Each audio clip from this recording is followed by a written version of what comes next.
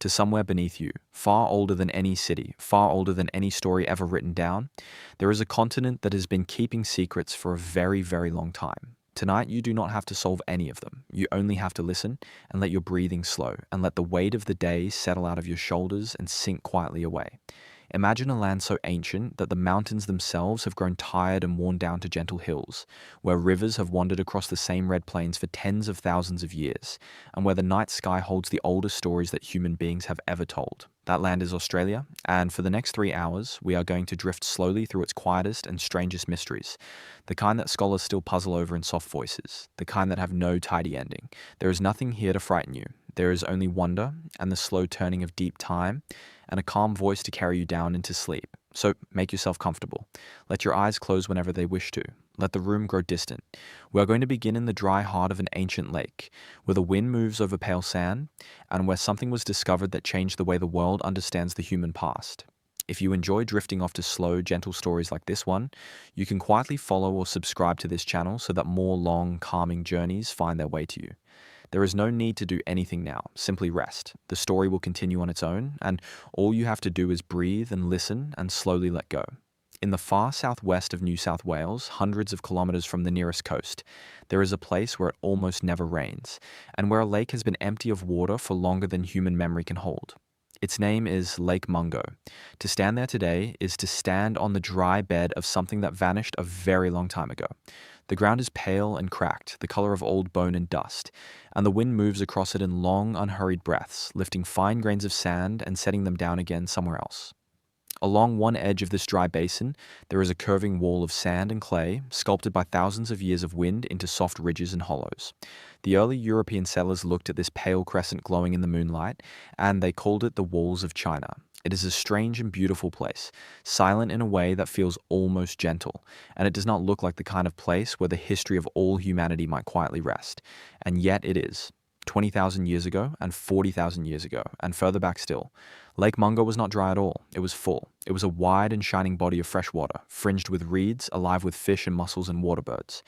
The climate then was kinder and wetter, and the lake was one of a chain of lakes strung across the landscape, fed by rivers that have since changed their course or disappeared entirely. People lived along its shores. They fished in its shallows. They gathered shellfish and cooked them in small earth ovens. They watched the same sun set over the same water, evening after evening, generation after generation, for an almost unimaginable length of time. And then, slowly, over thousands of years, the climate shifted again. The rivers wandered away. The lake grew shallow, and then brackish, and then it was gone, and the wind began its long, patient work of carving the sand into walls. For most of modern history, no one suspected what those walls contained. Then, in the late 1960s, a young geologist named Jim Bowler was studying the ancient lakes of the region, trying to understand how the climate of Australia had changed across the ages. He was not looking for people.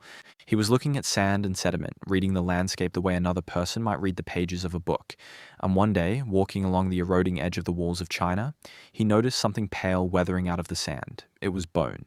It had been burned and then crushed and then buried, and the slow movement of the dunes had carried it back toward the surface after an enormous span of time.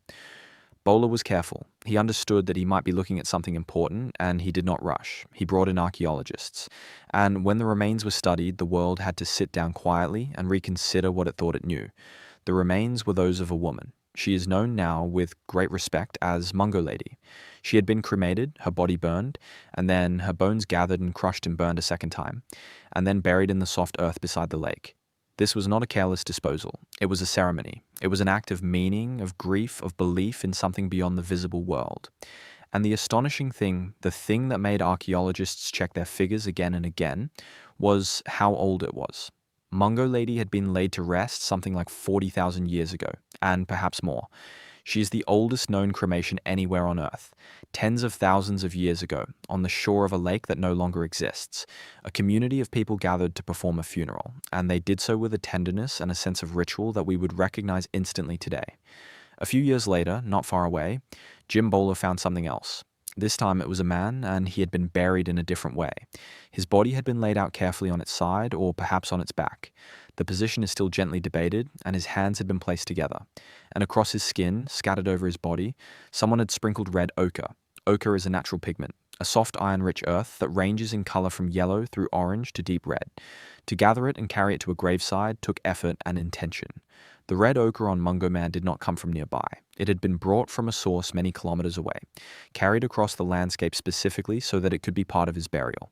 He too had been laid to rest around 40,000 years ago, and by some estimates considerably earlier still. Sit with that for a moment gently, the way you might hold a smooth stone in your hand. 40,000 years ago, before the great cave paintings of Europe, before the last ice age had loosened its grip, before any of the things we usually think of as ancient history, a group of people on the far side of the world stood beside a quiet lake and buried a member of their community.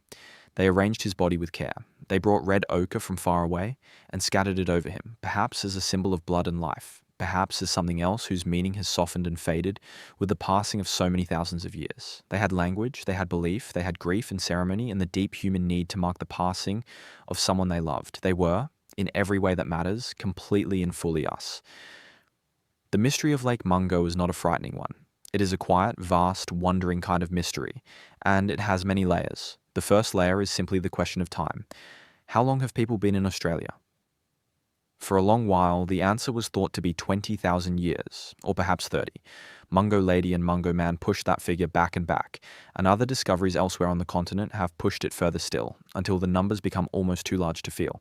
The Aboriginal peoples of Australia are now understood to represent one of the oldest continuous cultures on the entire planet.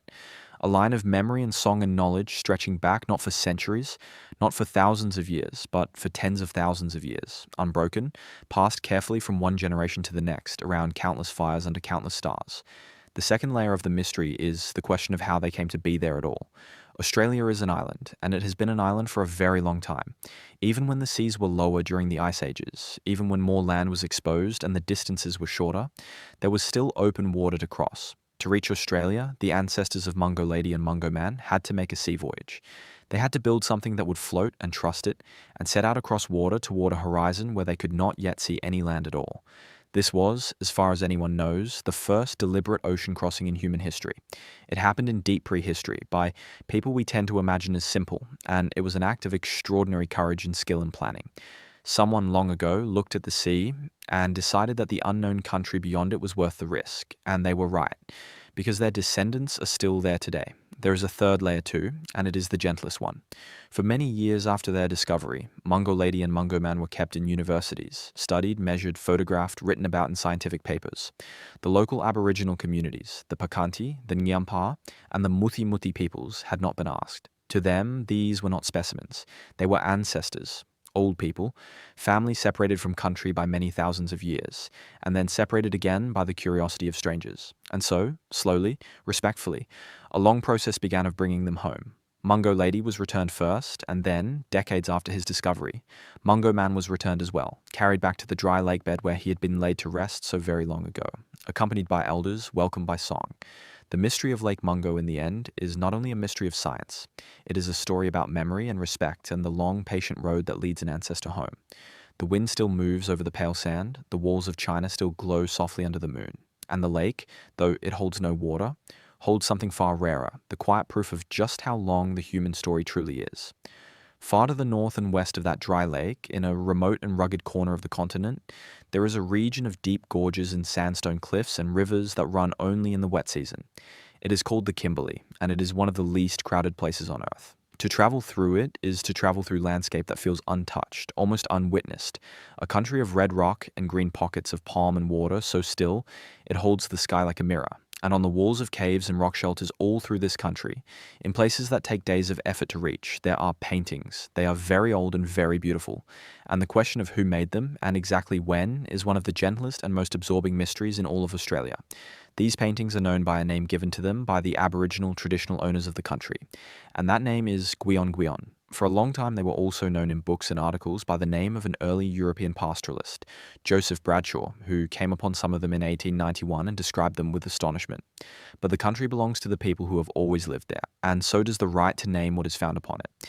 And Guion Guion is the name we will use as we drift through this story tonight. The Guion Guion paintings are unlike almost any other rock art in Australia. They show human figures, slender and graceful and elongated, painted with a fineness of line that is genuinely startling. The figures wear elaborate ornaments. They have tassels and sashes, headdresses that rise and spread above them, what appear to be belts and bags and arm decorations. Many of them seem to be in motion, arms raised, bodies tilted, as though caught in the middle of a dance or a ceremony. They were painted with a steady and confident hand by artists who clearly knew exactly what they were doing, and who had a refined sense of proportion and elegance. To stand before them in the cool shade of a rock shelter, with the heat shimmering on the rocks outside, is to feel the presence of a mind reaching across an enormous gulf of time and saying gently, "Here, this mattered to us. Look, the first mystery of the Guion Guion is their age. And it is a mystery because they are surprisingly difficult to date. Most rock art is painted with ochre, and ochre is a mineral. And minerals do not contain the kind of carbon that allows scientists to measure age in the usual way. But over the long centuries since these figures were painted, something quietly remarkable has happened to many of them. The original ochre has faded and weathered, and in its place a living film has grown over the painted lines. Tiny organisms, certain bacteria and fungi, have colonized the surface of the art following the exact shapes of the figures, so that the paintings are now in some places not pigment at all, but living color, a thin skin of life shaped like an ancient dance. By studying these organisms, and by dating the mineral crusts and the wasp nests that have formed over and under the paintings across the ages, researchers have slowly built up a picture. And that picture suggests the Guion Guion figures are very old indeed, with many estimates placing the tradition at 12,000 years and older, and some pushing it back much further, into the deep cold of the last ice age and beyond. The second mystery is subtler, and it is about style. The Guion Guion figures look different from the rock art painted in the same region in more recent millennia. Their elegance, their slenderness, their careful detail set them somewhat apart. And for a while, in the early days of outside study, this difference led some writers to a strange and unfounded idea. The idea that perhaps these paintings had been made by someone other than the ancestors of today's Aboriginal people. It is worth pausing here, calmly, to set that idea gently aside, because the evidence does not support it and the traditional owners have always rejected it. The Kimberley has been continuously inhabited by Aboriginal people for tens of thousands of years. The change in artistic style across the ages is exactly the kind of change one would expect from any long-living culture, the way the art and music and fashion of any people shift and flow across the centuries. The Guion Guion were painted by the ancestors of the people who still care for that country today. And those people hold knowledge and story about the figures that no outside researcher can match. And that brings us to the deepest and most beautiful part of the mystery, which is meaning. What were the Guion Guion for? Why were they painted in such remote places with such care and then maintained and respected across so many thousands of years? Here the answers belong properly to the traditional owners, and much of the knowledge is held carefully and not shared widely, as is their right. But what is shared speaks of the figures as connected to creation, to the beings who shaped the country and the law in the deep time that is sometimes called the dreaming. In some accounts, the very making of the first images is itself part of the creation story, the figures pressing themselves onto the rock. To the people of the Kimberley, the Guion Guion are not a puzzle from a vanished past. They are a living presence, part of a continuous thread of belief and custody that has never been broken. The mystery for an outsider is the gap between what we can measure and what we can never fully know. We can date the wasp nests.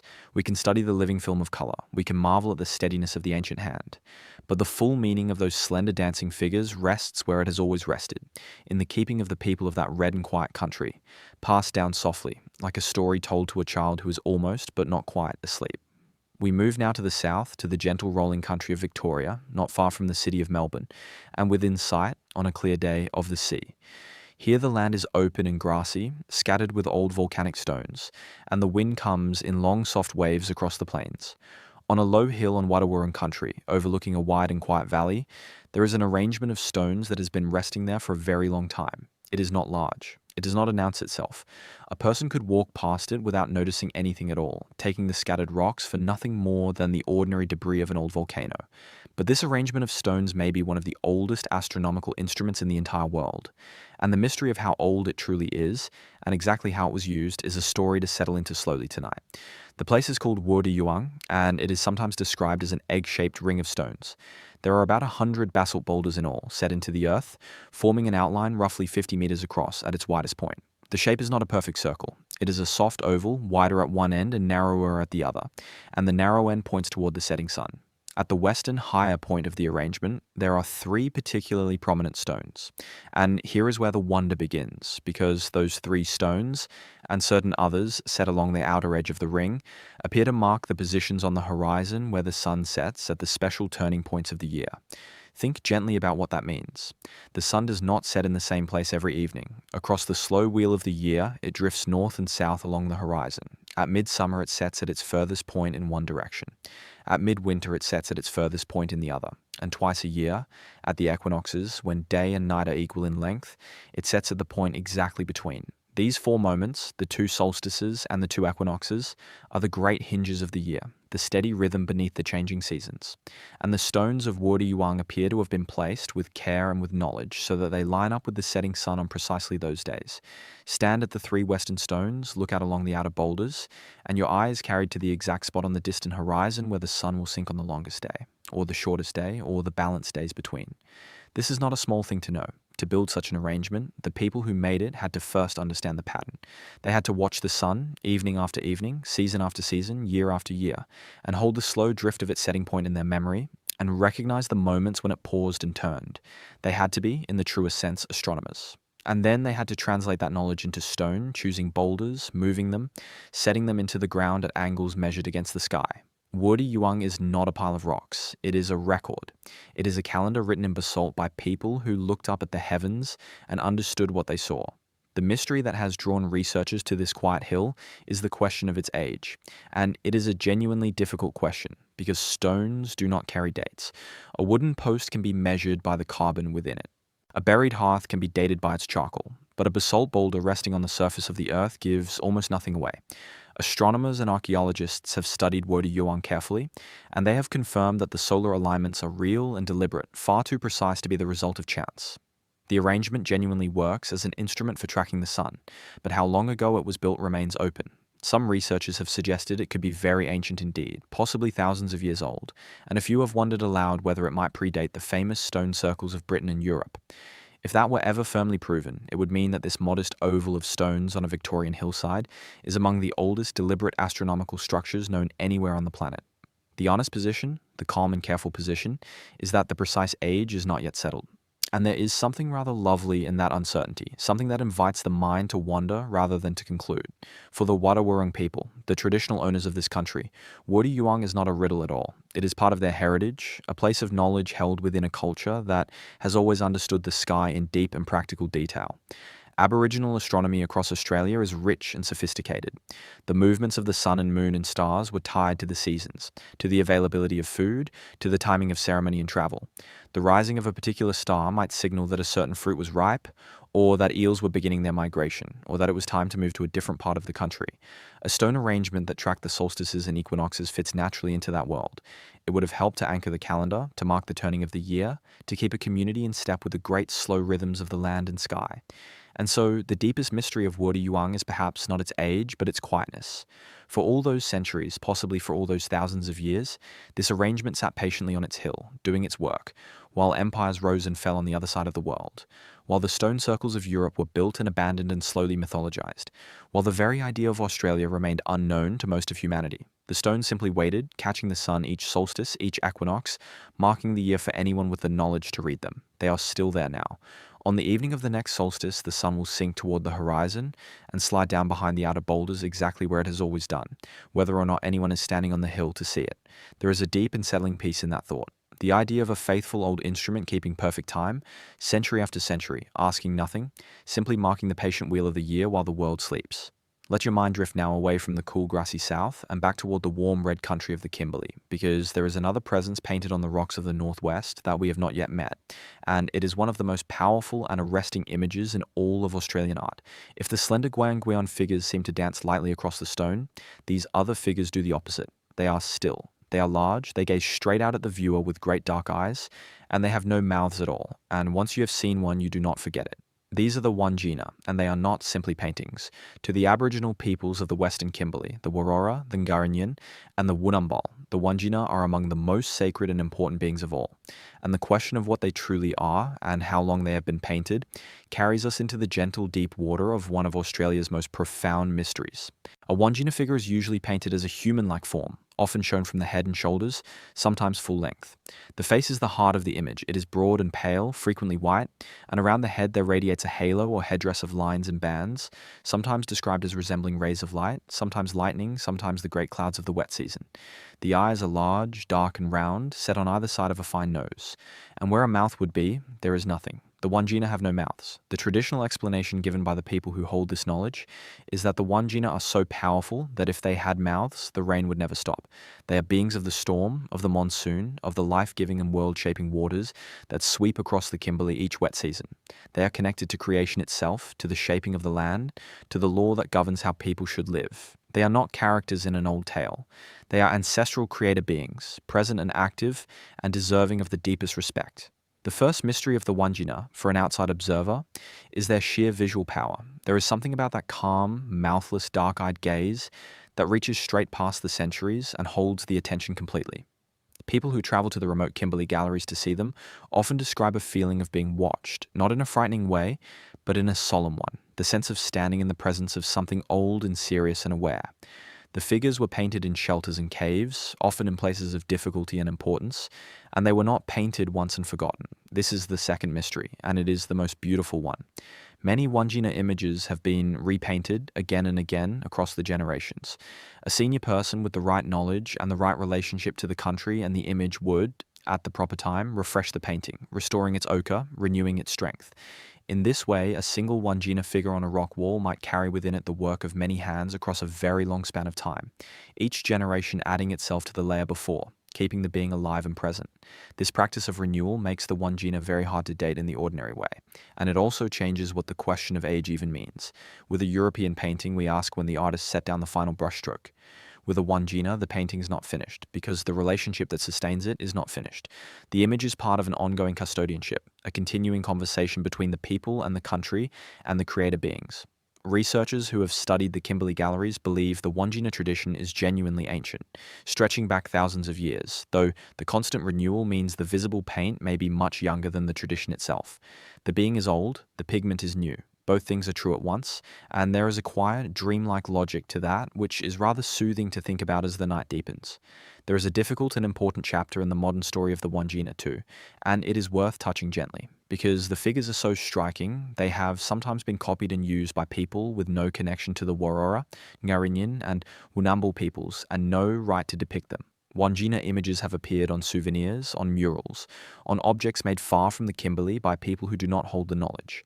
To the traditional owners, this is a serious harm, because the Wanjina are sacred, and the right to paint them belongs only to those who have inherited it through proper channels, who know the stories and the law that go with the image. The traditional owners have worked patiently and firmly to protect the Wanjina, to ask that they be treated with respect, and to keep the painting of them within the proper hands. So, as we picture those calm, pale faces tonight, with their halos of cloud and lightning and their wide, dark watching eyes, it is right to picture them as they are meant to be seen, as living sacred beings in the care of the people who have always known them, and not as decoration. The Wanjina watch over the wet season, when the great clouds gather over the Kimberley each year, dark and heavy and full, and the first rain comes sweeping across the red rock and the spinifex. The people understand the Wanjina to be present in that weather, renewing the country, filling the waterholes, bringing the land back to green life. There is something deeply restful in that idea, the thought of vast, benevolent beings painted on hidden rock walls, gazing out across their country, holding back the endless rain behind their absent mouths, releasing it only in its proper season so that the land may live. The galleries are quiet now. The figures rest in the cool shade of their shelters, as they have for an immense span of time, watched over and watching, while the dry country waits, calm and patient, for the clouds to return. There is a peninsula in the far northwest of Western Australia, a place of red rock and blue sea and shimmering heat, where one of the largest collections of ancient art anywhere on Earth lies scattered across the stony ground. The peninsula is called Murujuga, and it is also known by the name the Burrup. To stand on it is to stand among 1 million images and more, perhaps well over 1 million, carved into the surface of the rocks by human hands across an enormous span of time. This is not painting. The Guion Guion and the Wanjina were made with ochre, laid onto the stone. The art of Murujuga is different. It is engraving, it is petroglyph. The images were pecked and ground and scratched into the hard rock itself so that they have become part of the stone. And the mystery of Murujuga is the mystery of how long that patient carving has been going on, and of what the oldest images can tell us about a world that has otherwise vanished completely. The rocks of Murujuga are a deep rusty red, weathered over ages into a dark outer rind. When an artist pecks away that outer surface, the lighter rock beneath is revealed, and the image stands out pale against the dark. Over the centuries, the exposed rock slowly weathers and darkens again, so that the oldest engravings have faded back toward the color of the stone around them, while the more recent ones still show a little contrast. Across the peninsula and its neighbouring islands, there are images of almost everything. There are kangaroos and wallabies, emus and birds, turtles and fish and crabs, snakes and lizards, human figures in groups and alone, faces, patterns and tracks. There are scenes that seem to show ceremony and figures that seem to show beings from the dreaming. It is an archive. It is, in the most literal sense, a library of stone, written over thousands upon thousands of years by the Ngardangali peoples, the traditional owners and custodians of this country, and it holds knowledge and memory of a depth that is genuinely hard to take in. The first great mystery carved into Murujuga is the mystery of the Ice Age Sea. Today, the peninsula sits at the edge of the ocean, with islands offshore and warm water all around. But the engravings have been made over such an immense period of time that some of them were created when the world was a very different shape. During the depths of the last ice age, so much of the planet's water was locked up in vast ice sheets that the sea level fell dramatically, by more than 100 meters. The coastline of Australia was far out from where it lies today. The place we now call Murujuga was not a peninsula by the sea at all. It was a range of hills standing well inland, looking out over a broad, dry plain where ocean now rolls, and some of the oldest engravings appear to remember that vanished world. There are images of animals that do not live in the region now, and there are even, according to some researchers, depictions that may show creatures of the now extinct megafauna, or the great flightless birds, or animals adapted to a drier inland country. As the Ice Age ended, and the world warmed and the seas rose again, the water crept slowly back across that plain, drowning the old hunting grounds, turning hills into islands, and the people of Murujuga watched it happen, and, it seems, kept carving.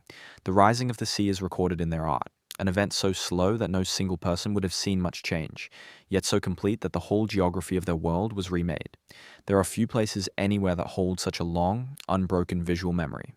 The second mystery of Murujuga is one of the oldest questions human beings ask, and it is the question of the face. Among the countless images on the peninsula, there are what may be the oldest depictions of the human face anywhere in Australia, and among the oldest known anywhere on Earth. They are simple and direct, a round or oval outline, eyes, sometimes a nose and mouth, gazing up out of the rock. To look at one is to feel a quiet jolt of recognition, the understanding that someone, an immense distance back in time, sat on that hot red stone and chose to make an image of a face, the most human thing there is, and that the image has waited there, patient and unblinking, through every age since. We do not know the name of the artist, we do not know what they were thinking, but the impulse is one we still share, and it reaches across the gulf of years and touches us gently, the way a familiar voice can reach into a half-dreaming mind. There is a more difficult layer to the Murujuga story, and it belongs to recent times rather than ancient ones. This stretch of coast is rich not only in art but in industry. Over the past half-century, the peninsula has become a centre for shipping and gas and heavy development, and the engravings, for all their age and number, are fragile.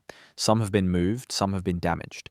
There has been a long and patient effort by the traditional owners, and by many others, to protect what remains, to have the extraordinary value of Murujuga properly recognised, and to ensure that a record written across tens of thousands of years is not lost in the space of a few generations.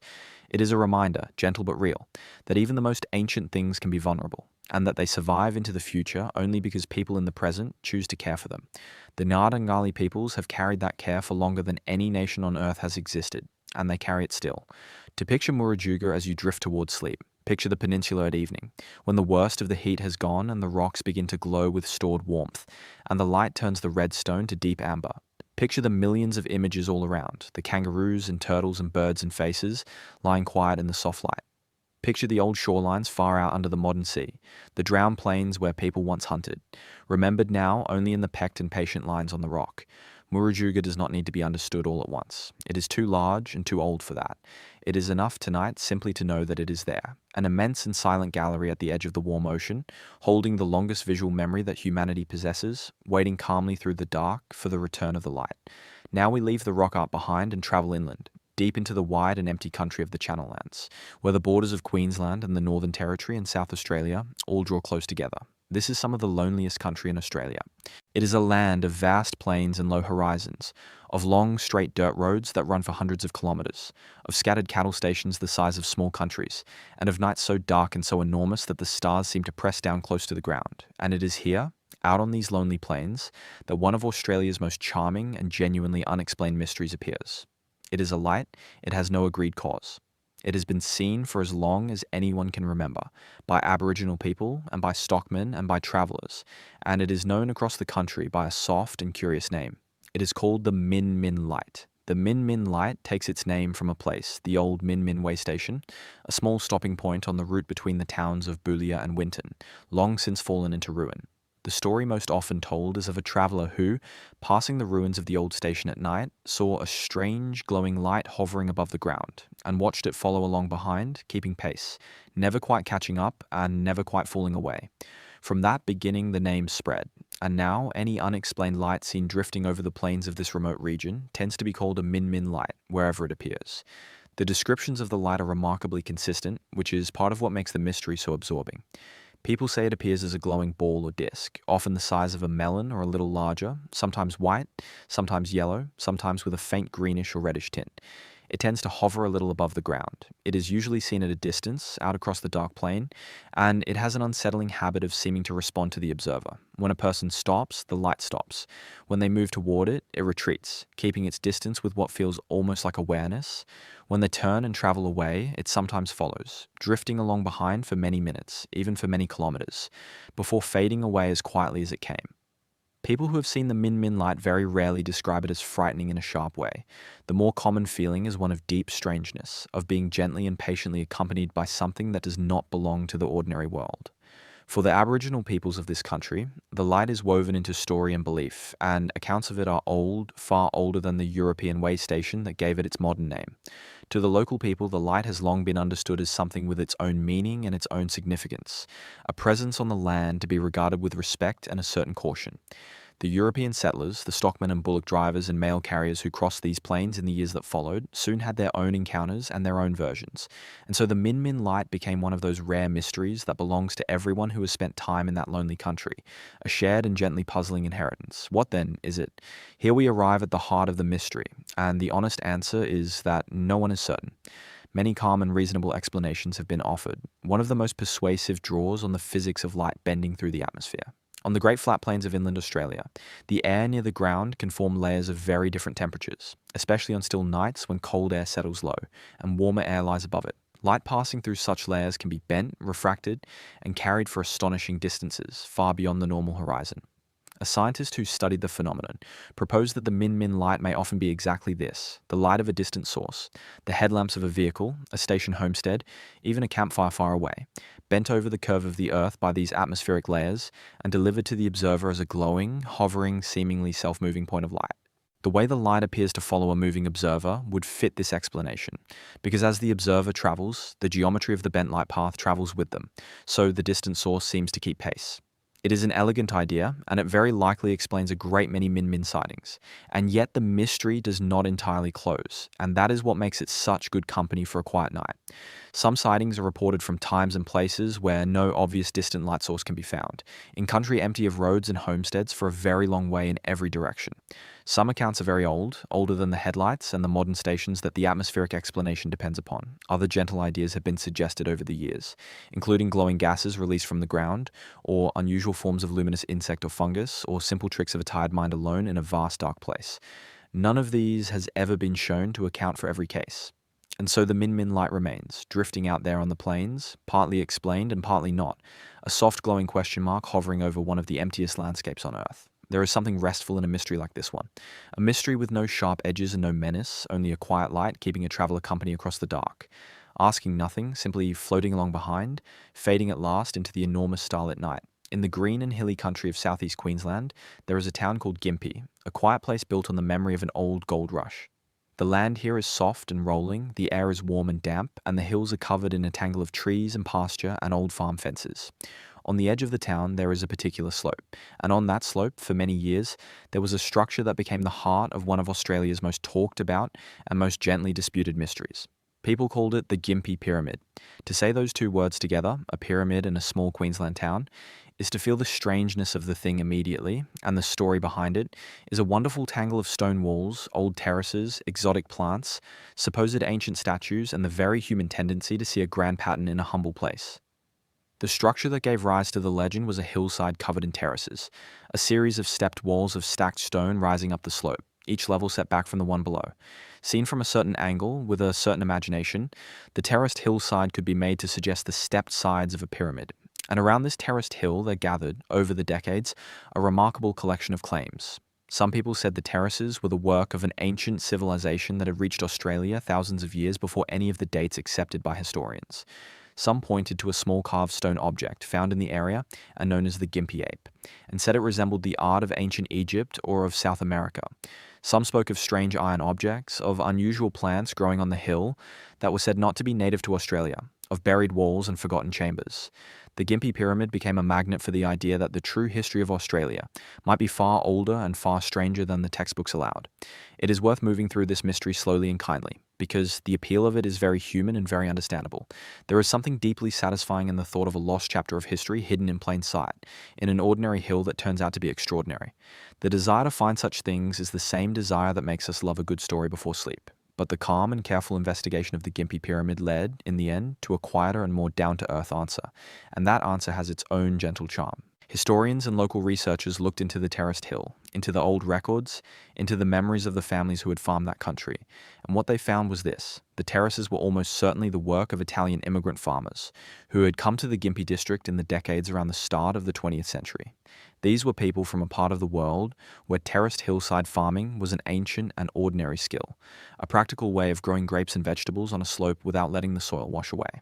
They had arrived in a new country, found a hill, and built the kind of terraces their families had built for generations in the old country. The stepped stone walls were not the relic of a lost civilization. They were the careful work of recent newcomers, doing something sensible and familiar with a piece of awkward ground. The other pieces of the puzzle softened under examination too.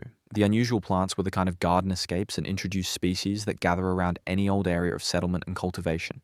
The carved Gympie ape, that small mysterious figure, has been studied and discussed at length, and while it remains a curious object, it has never been firmly tied to any ancient overseas civilization, and there are far simpler explanations for how a small carved stone might come to be in a Queensland paddock.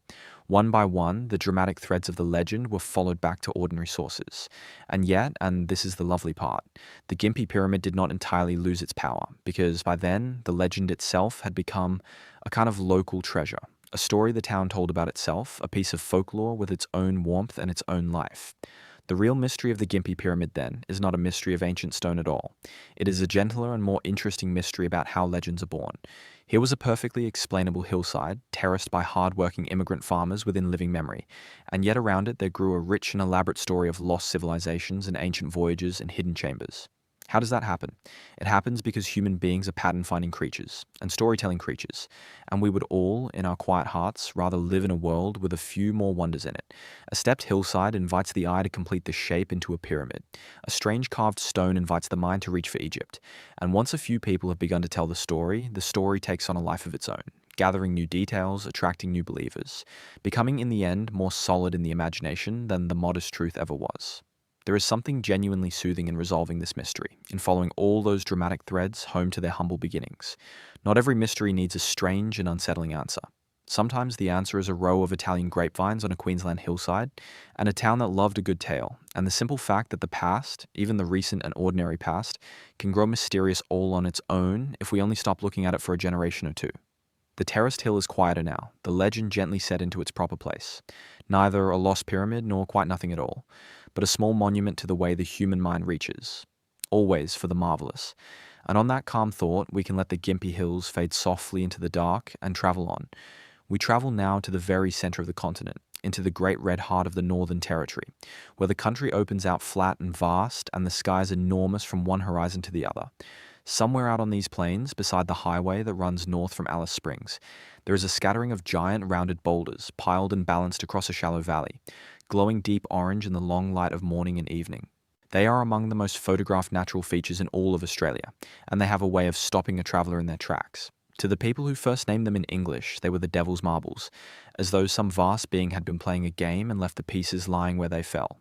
But the proper name, the name given by the Aboriginal traditional owners, the Warramungu, the Kaitetie, the Alyawari, and the Warlpiri peoples, is Karlu Karlu, and it is by that name that we will sit with them tonight. Karlu Karlu is a field of granite boulders, hundreds of them, ranging from the size of a beach ball to the size of a small house. Many of them are almost perfectly round. Some are split cleanly down the middle, as though sliced by a careful blade, the two halves resting beside each other. And, most striking of all, a great number of them are balanced, one boulder resting upon another, or perched on a narrow base in positions that look as though the gentlest push would send them rolling. They have stood that way for an immense length of time. Travelers who come upon them in the soft light of dawn or dusk often describe a feeling of stillness and of wonder, of standing among shapes that seem too deliberate to be accidental, and yet are clearly the work of no human hand. So, the first mystery of Karlu Karlu, the one that the eye asks immediately, is simply this: how did they come to be? And here the answer is one of the great slow patient stories of the earth itself, a story so long that it has a calming quality of its own. Beneath the surface of Central Australia, a very long time ago, a mass of molten rock cooled slowly underground and hardened into a great body of granite. Granite that cools in this way tends to develop a pattern of cracks running through it, dividing the solid mass into rough blocks. Over an enormous span of time, the softer rock that lay above the granite was slowly stripped away by wind and water and weather, until the granite itself was exposed to the air, and then the air went to work on it. Water seeped into the cracks. Heat expanded the stone by day, and cool contracted it by night again and again, year after year, century after century. The sharp edges and corners of the granite blocks, where the weathering could attack from several directions at once, wore away the fastest, and so each rough block was slowly, patiently rounded, the corners softened, the shape made smooth, until the blocks became the great rounded boulders we see today. The splitting of some of the boulders is part of the same long process, the stone cracking along a hidden weakness as the temperature shifts across the seasons. Karlu Karlu, in the language of geology, is a field of granite slowly being unwrapped and rounded by time. The boulders are not piled there. They are the surviving cores of a single great mass of stone, left standing as everything around and between them quietly wore away. But that is only the first layer, the layer that science can describe, and it is not the deepest one. For the Aboriginal peoples whose country this is, Karlu Karlu is a sacred place, and the boulders are bound into the stories of the creation time, into the lore and the meaning of the land. Some of the individual rocks and some areas of the field are associated with particular ancestral beings and events, and certain of these places carry knowledge that is held closely and is not shared widely with outsiders, as is entirely proper. The traditional owners understand the boulders not as the leftovers of weathered granite, but as the work and the presence of creation beings, the marks of events from the deep time of the dreaming, the country shaped by ancestors into the form it was meant to take. There is no contradiction in holding both of these understandings gently in the mind at once. One is the long, slow story of stone and weather and time. The other is the long, slow story of people and country and meaning. Both of them are true in their own way, and both of them are old beyond easy imagining. There is a quiet lesson in Karlu Karlu, and it is a restful one to carry towards sleep. The boulders look impossible. They look balanced, precarious, as though the whole field were a moment away from collapse. And yet they have stood, just so, for far longer than there have been towns or roads or names.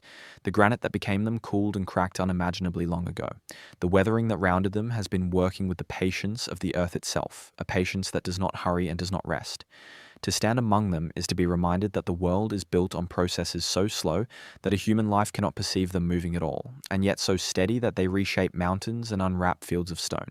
The boulders of Karlu Karlu will still be there, glowing orange in the dawn, long after this night, and a great many nights have passed. There is a deep comfort in that, in the sheer unhurried steadiness of it, and we can let that comfort settle over us as the red center fades softly into the dark, and we travel on toward the next quiet mystery. In the far southwest of Victoria, in a green and gentle country of old lava flows and quiet wetlands, there is a place that quietly overturns one of the most stubborn ideas the world ever held about the Aboriginal people of Australia.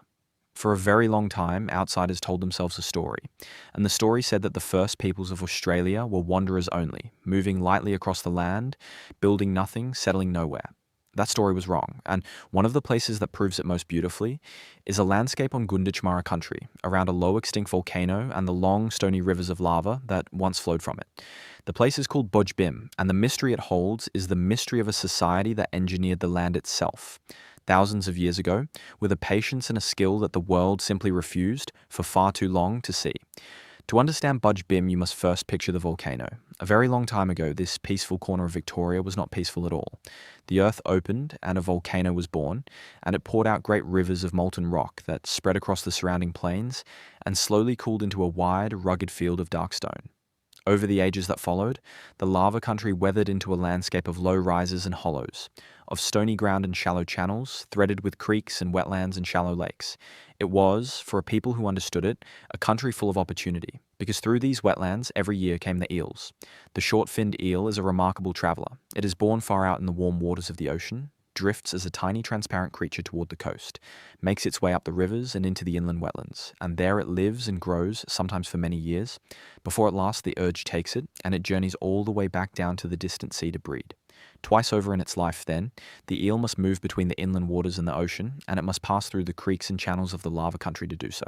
The Gunditjmara people understood this completely. They understood the eel, its seasons, its roots, its habits, with the deep practical knowledge of people who had watched it for countless generations. And so they did something extraordinary. They reshaped the country to work with the eel and to gather it in. Across the lava landscape of Budj Bim, the Gunditjmara built, over thousands of years, a vast and intricate system of channels, weirs, dams, and woven traps. They moved the dark volcanic stones by hand, stacking and arranging them to control the flow of water across the wetlands. They dug and modified channels to guide the water and the eels along the paths they chose. They built low stone walls to hold back water and create ponds where eels could be kept alive and harvested as they were needed. At the narrow points, they set woven traps that caught the eels as they moved.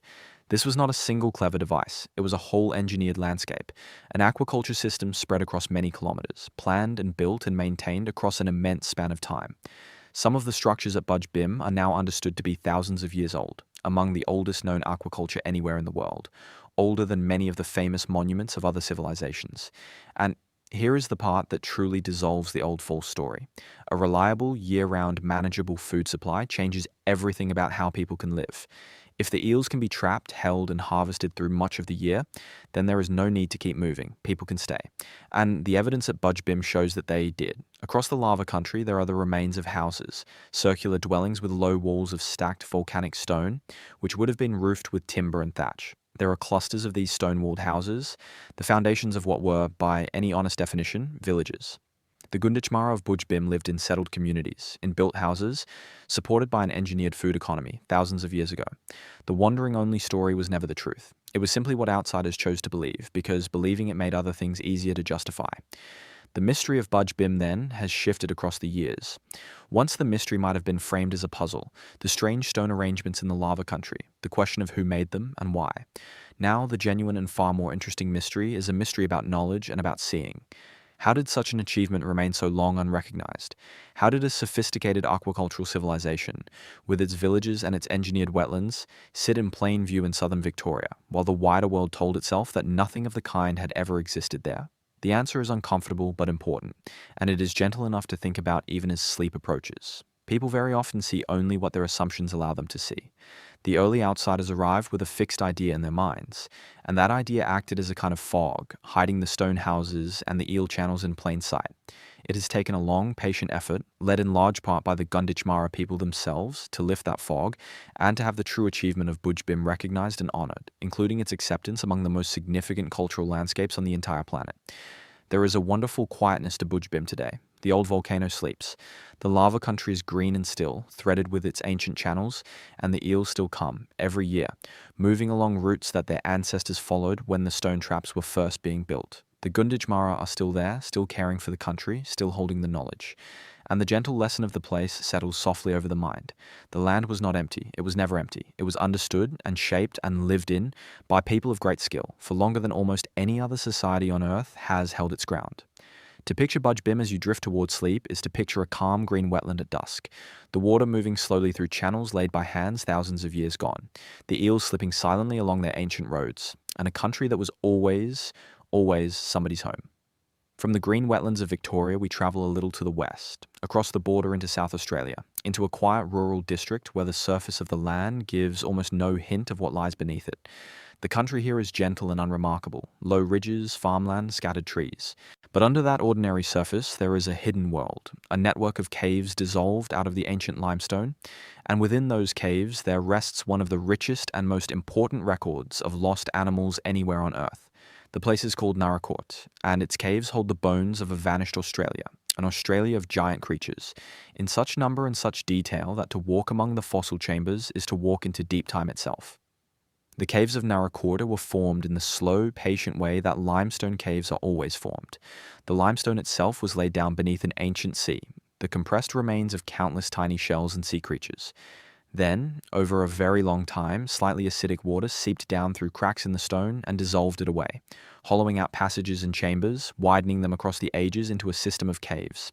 And here and there, the roof of a cave wore thin and collapsed, opening a hole to the surface above. These openings are the heart of the Narracourt mystery, because for tens of thousands of years they acted as natural pitfall traps. An animal moving across the surface, perhaps at night, perhaps fleeing a predator, perhaps simply unlucky, would come to one of these hidden openings and fall through into the darkness below. And there, in the cool and sheltered cave, its bones would settle into the soft sediment, protected, preserved, waiting. This happened over and over for an immense span of time. The pitfall openings caught animal after animal, generation after generation, species after species, and the cave floors slowly built up deep layers of sediment packed with bones. When the chambers of Narracourt were finally explored and studied, what emerged was breathtaking. The caves held the remains of a complete vanished ecosystem, the megafauna of Ice Age Australia, the giant animals that shared the continent with the first human beings, and then, one by one, disappeared. There were the bones of Diprotodon, the largest marsupial that ever lived. A vast and gentle plant eater built something on the scale of a rhinoceros. The giant ancestral cousin of the wombat. There were the bones of enormous flightless birds, far larger than a rhinoceros. The giant ancestral cousin of the wombat. There were the bones of enormous flightless birds, far larger and heavier than the emu. There were giant kangaroos, taller and more massively built than any kangaroo alive today, some of them with short faces and long reaching arms. And there were the predators, including the strange and formidable marsupial lion, a powerful flesh-eater with extraordinary slicing teeth, and a thumb that ended in a great hooked claw. Narracourt preserved them all in extraordinary completeness, layer upon layer, a library of lost Australian life. The mystery that the Narracourt caves pose is one of the largest and most discussed mysteries in the whole of Australian prehistory, and it is this. What happened to all of them? The giant creatures whose bones filled the caves were not rare.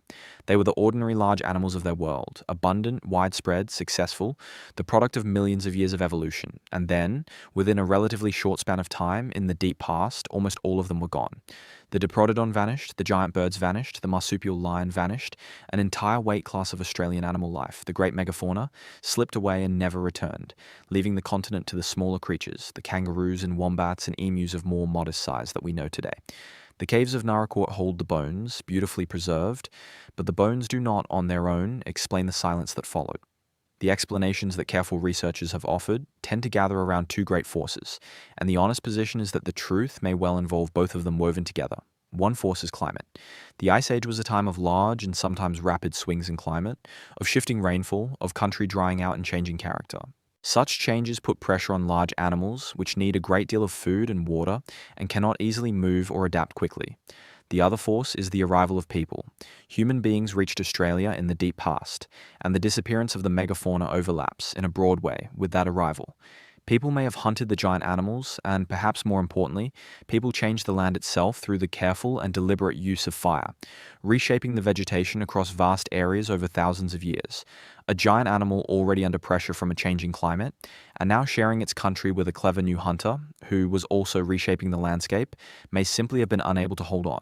The debate over how much weight to give to each force has gone on for a long time, and it is conducted by serious researchers with care and with appropriate uncertainty, because the events are deep in the past and the evidence, even at a place as rich as Narracourt, can be read in more than one way. What is not in doubt is the value of the caves themselves. Narracourt is recognized as one of the world's great fossil sites, a place where deep time has been caught and held with rare clarity. To go down into the fossil chambers is to move through the layers of an immense calendar, the bones of one age resting on the bones of an older age, the whole long story of the Ice Age continent stacked quietly in the dark. There is something deeply peaceful about it, in the end. The giant animals are gone, yes, and their disappearance is a real loss and a real mystery. But they are not entirely lost, because Narracourt remembers them. The caves kept faith with them across all those thousands of years, holding their bones safe in the cool and the quiet, so that long after the last Diprotodon walked the earth, we could come down into the dark with soft lights and learn that it had once been here, vast and gentle and real.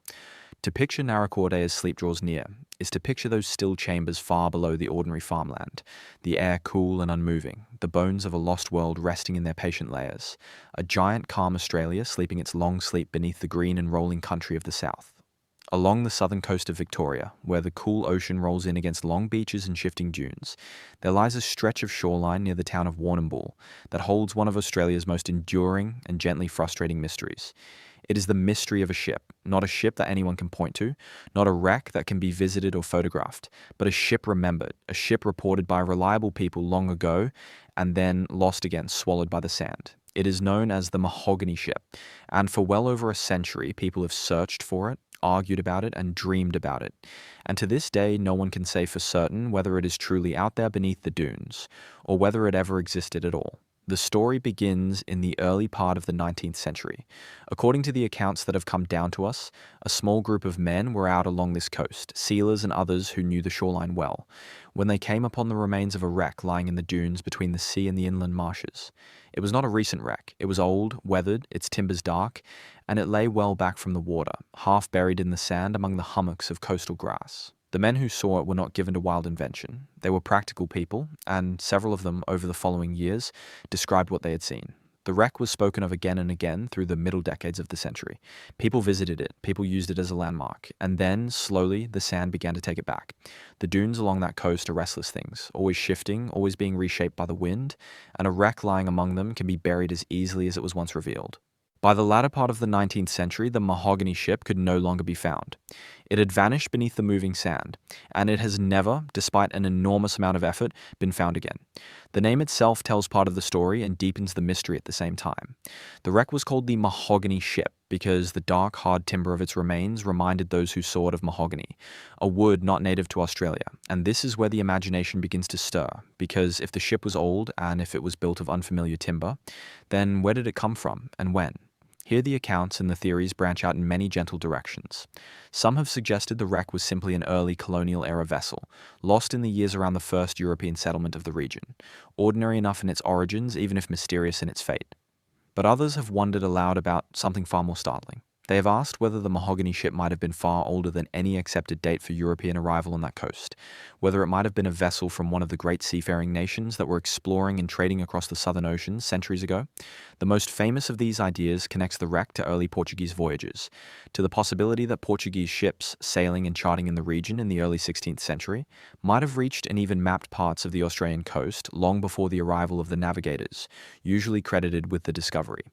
If the mahogany ship were the wreck of such a vessel, it would be a piece of physical evidence for a hidden chapter of exploration, a chapter that would push the European awareness of Australia back by a great many years. It is a thrilling idea, and it is right to treat it gently and fairly. The honest position is that it remains unproven and unprovable for the simplest of reasons. The ship cannot be found. Without the wreck itself, without its timbers to study and date, the question of its age and origin can never be settled. Searchers have combed those dunes for generations. They have used old maps and old accounts, they have dug, they have surveyed the ground with instruments designed to detect what lies beneath the sand, and the mahogany ship has not given itself up. Some researchers have come to suspect that the wreck, if the accounts are accurate, may have been an ordinary vessel of the colonial era, its mahogany-coloured timbers, and its half-buried mystery growing grander in the retelling. Others hold to the hope of an older and stranger origin, and a few have wondered quietly whether the moving dunes long ago broke the old timbers apart and scattered them, so that there is simply nothing left to find. The mahogany ship, then, is a mystery with a particular and rather soothing character. It is not a mystery of menace or fear. It is a mystery of absence, of something glimpsed and then lost, of a question that the land itself has chosen to keep. There is a kind of peace in a mystery like that, in accepting that some things are not going to be resolved, that the sand has closed over the answer and is holding it gently in the dark. Generations of searchers have walked those dunes with their maps and their hopes, and the ship has stayed hidden, and perhaps it always will. To picture the mahogany ship as sleep draws near is to picture a long, empty beach at dusk, the grey ocean rolling in, the wind moving the marram grass on the dunes, and somewhere beneath that restless sand, perhaps, the dark old timbers of a vessel whose name and story were lost a very long time ago, resting quietly, asking nothing, keeping their secret in the cool and patient earth. Now let your gaze lift away from the sand and the sea, up into the night sky itself, where there is wonder written in the darkness, one of the most beautiful pieces of knowledge that the Aboriginal peoples of Australia have carried across the ages. When most people who grew up in the European tradition look at the stars, they have been taught to find pictures in the points of light, to join the bright stars into the shapes of hunters and bears and scorpions, the constellations of the old Mediterranean world. But the Aboriginal astronomers of Australia learned to read the sky in a different, and in some ways even more sophisticated way. They certainly saw patterns in the stars, but they also learned to see shapes in the darkness, in the great dark clouds and lanes that run through the glowing band of the Milky Way. And the most famous of all these dark shapes, the one that gathers up so much of the genius of Aboriginal sky knowledge, is the great dark bird known as the emu in the sky. To find the emu in the sky, you must look, on a clear dark night, at the brightest part of the Milky Way, the part where the band of soft light is richest and most crowded with stars. Running through that glowing band, there are darker regions, places where clouds of cosmic dust block the light of the stars behind them, so that the sky there appears not bright but dark. The Aboriginal observers looked at these dark clouds and saw, with great clarity, the form of an emu. The head of the emu is a particularly dark and dense cloud, known to modern astronomy as the coalsack, which sits near the famous cross of bright stars in the southern sky. From that dark head, a long dark neck stretches out, and then the body and then the legs, the whole great bird laid out along the Milky Way, defined not by stars, but by the absence of stars, a creature drawn in darkness against the light. The first wonder of the emu in the sky is simply that it was seen at all. To recognize a shape in the dark patches of the Milky Way requires a deep and patient familiarity with the night sky, and it requires a way of looking that doesn't assume the picture must be made of bright points. It is a genuinely different and genuinely brilliant way of reading the heavens. But the deeper wonder, the part that lifts the emu from a beautiful image into a piece of working knowledge, is what the emu does as the seasons turn. The sky's not fixed. As the Earth travels around the sun, the constellations rise and set at different times and appear in different orientations through the year. And the Aboriginal astronomers notice that the changing position and posture of the great sky emu kept time with the life of the real emus on the ground below. At one season of the year, the sky emu appears in a certain position that was understood to signal that the real emus were laying their eggs, and that this was therefore the time to gather those eggs. At another season, the sky emu changes its posture, and this was read as a sign tied to other stages of the emu's behavior. The dark bird in the Milky Way was, in other words, a calendar. It was a way of knowing, by looking up, what was happening in the cycle of life on the land, and of timing the gathering of food accordingly. This is astronomy of a high and practical order, and it is woven together with story and law and ceremony into a single seamless body of knowledge. The emu in the sky is not only a calendar, it is a character in the great stories of the creation time, connected to particular places on the ground, to particular ceremonies, to the deep meaning of the land and the sky as one connected whole. Different Aboriginal nations across the continent have their own versions, their own names, their own stories of the sky emu, and the knowledge has been passed down, carefully and accurately, for an immense span of time. And here is a quiet and lovely detail that ties the sky back to the earth. In some places in Australia, there are old rock engravings of an emu, and at the right time of year, the engraved emu on the rock and the dark emu in the sky line up in the same posture, the carving on the ground mirroring the shape in the heavens above it. The astronomers who made those engravings were recording in stone the exact relationship between the sky and the season, a relationship they had worked out by long and careful watching. The mystery of the emu in the sky is not a mystery of something unknown. It is, in a sense, the opposite. It is the gentle, humbling mystery of how much was known, and known so long ago and known so well by people whom outsiders once dismissed as having no science at all. The Aboriginal peoples of Australia were astronomers of real skill, reading the turning sky as a vast and reliable clock and calendar, and they did this for tens of thousands of years before the telescope was ever invented. To picture the emu in the sky as you drift towards sleep is to picture a clear dark night far from any city, the Milky Way arching overhead in all its crowded glory, and there, laid out along it, the great calm dark shape of the bird, head resting near the Southern Cross, neck and body and legs stretching away into the soft light, keeping its patient time as it has kept it for longer than anyone can truly imagine.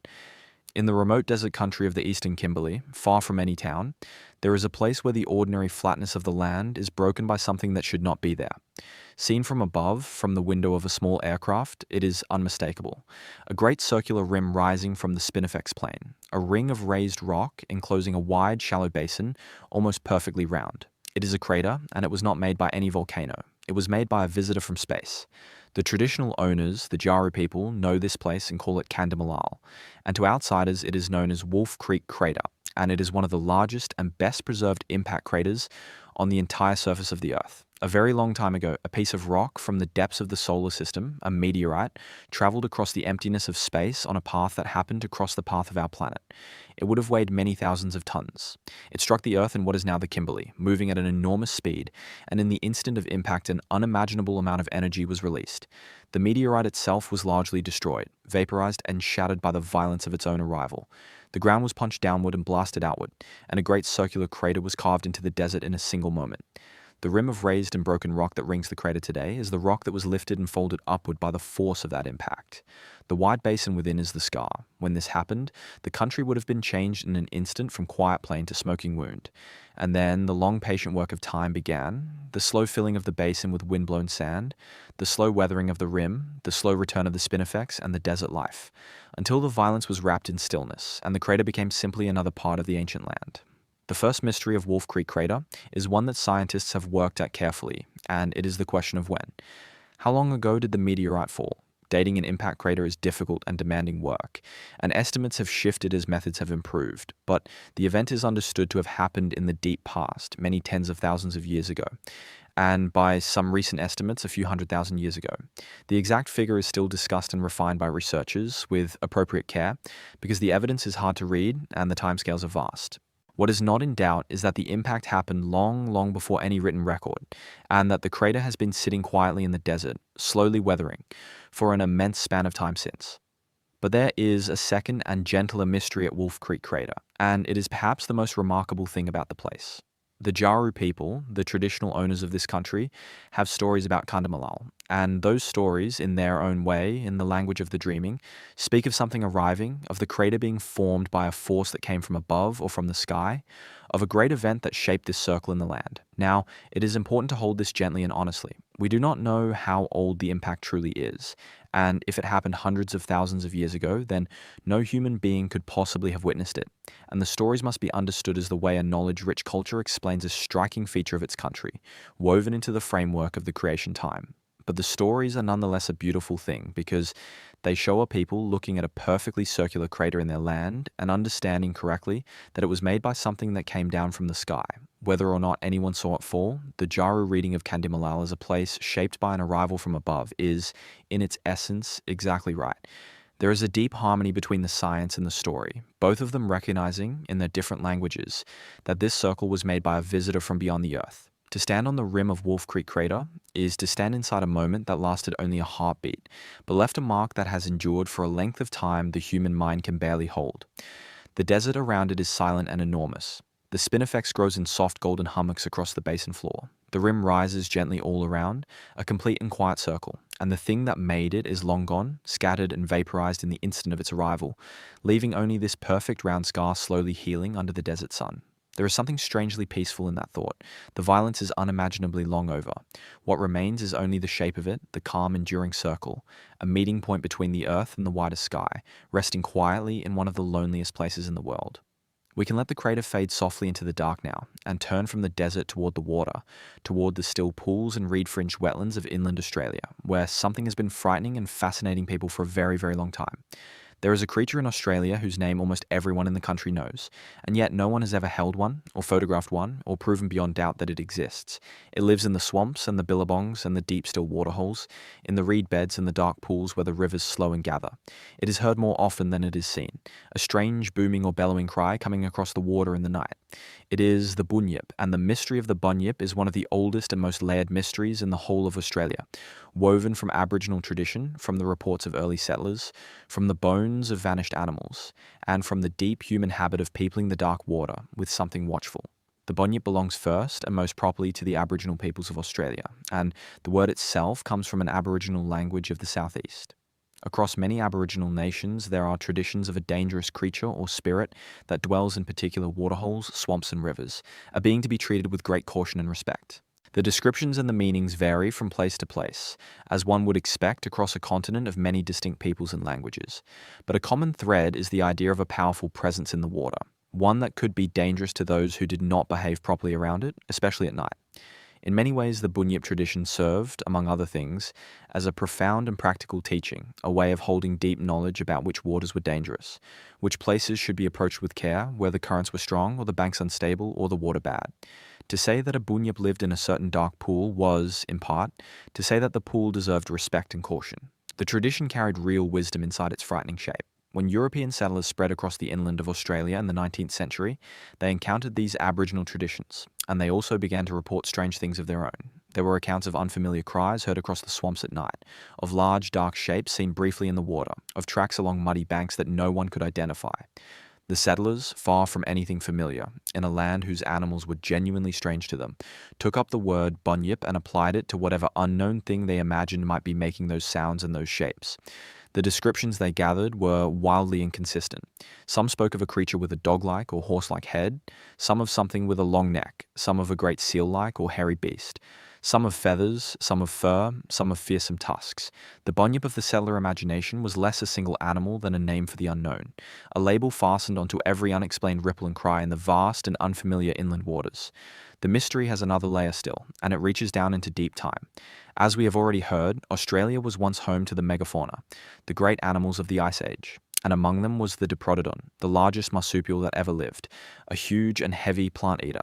The bones of Diprotodon and other giant creatures have been found across the continent, sometimes weathering out of riverbanks and waterholes, sometimes in places known to Aboriginal people.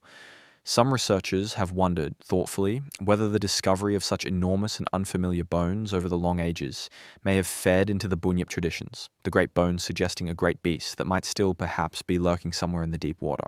It is also possible that the long oral memory of Aboriginal Australia, which we know can preserve the recollection of real events across astonishing spans of time, may carry within the bunyip something of the genuine memory of the giant animals that the first peoples of Australia did once share the land with. These are gentle possibilities rather than firm conclusions, but they add a wonderful depth to the mystery, the sense that the creature in the dark water might be braided together from real bones, real memory, and the eternal human unease about what cannot be seen beneath the surface. So, what is the bunyip? Like the very best mysteries, it refuses to settle into a single tidy answer. It is, all at once, a serious and meaningful being within Aboriginal tradition, a vessel of real and practical knowledge about dangerous water. It is a name the early settlers reached for in their bewilderment at a strange new land. It is, perhaps, an echo of the great vanished animals and their scattered giant bones. And it is, underneath all of that, an expression of something universal, the way that human beings everywhere look at dark, still water at night, and feel instinctively that something might be looking back. There is no need to fear the bunyip as sleep draws near. It is, in the end, one of the gentlest sorts of mystery, a creature made of story and shadow and deep time, dwelling forever in the reed beds of the imagination.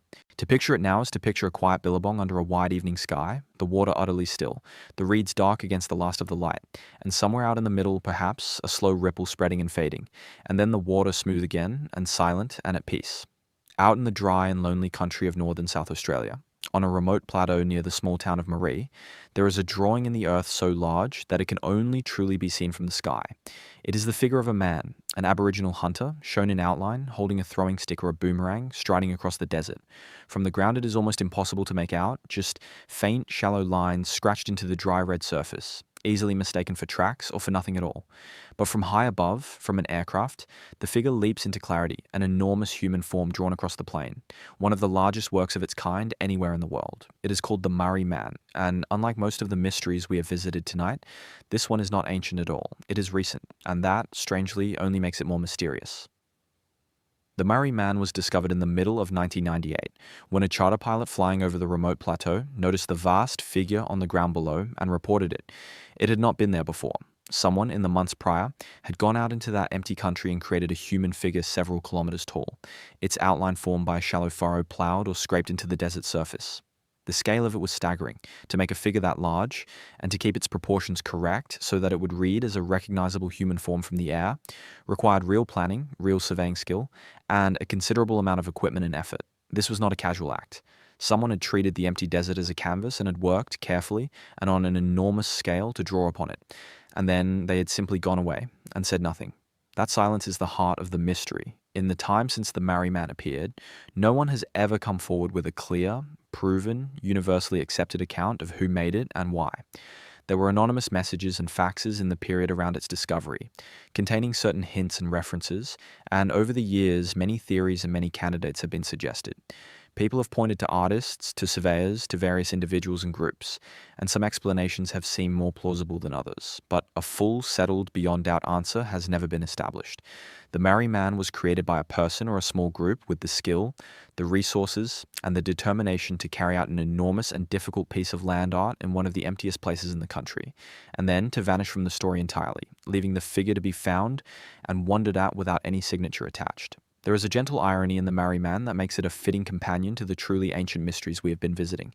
So often, when we look at something old, an arrangement of stones, a figure painted on a rock, an earthwork whose makers are long gone, we say to ourselves that the mystery exists only because of the passage of time, because the records were never kept or have been lost, because the people who knew have been dead for thousands of years. We imagine that a mystery is simply a gap left by time, but the Marree Man shows that this is not quite true. Here is a figure created in the modern age, in a country full of cameras and records and curious people, and its makers managed all the same to keep their secret. A mystery, it turns out, does not always require thousands of years. It only requires someone who chooses, deliberately, not to tell. The Marree Man is a reminder, drawn enormous across the desert, that the human capacity for quiet secret keeping is alive and well, and that the unexplained is not only a thing of the deep past. Over the years, the Marree Man has slowly faded. Wind and rain and the drift of desert dust have softened its lines, and at times the figure became very difficult to see at all, on the edge of disappearing back into the plain. There have been efforts to refresh it, to recut the outline so that the giant hunter does not vanish entirely. To picture the Marree Man as sleep draws near is to picture that vast figure lying calm across the red plateau, striding forever and going nowhere. His outline soft now and weathered, drawn by an unknown hand for an unknown reason, holding his secret patiently under the enormous desert sky. It is a strange and quiet thing, and there is no need to solve it.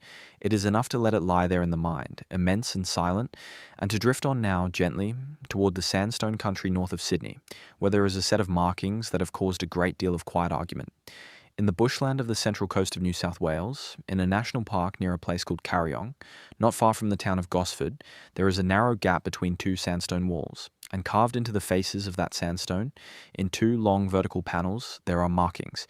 They are not the familiar engravings of the local Aboriginal people. They are something else. They are rows and columns of small symbols, hundreds of them, and to a casual eye they look strikingly like the hieroglyphs of ancient Egypt. Birds, eyes, staffs, geometric shapes, all the apparent vocabulary of an ancient Egyptian inscription, carved into Australian rock thousands of kilometres, and supposedly thousands of years away from the Nile. They are known as the Gosford glyphs, or the Guion hieroglyphs, and they have generated one of the most colourful and persistent debates in Australian folklore.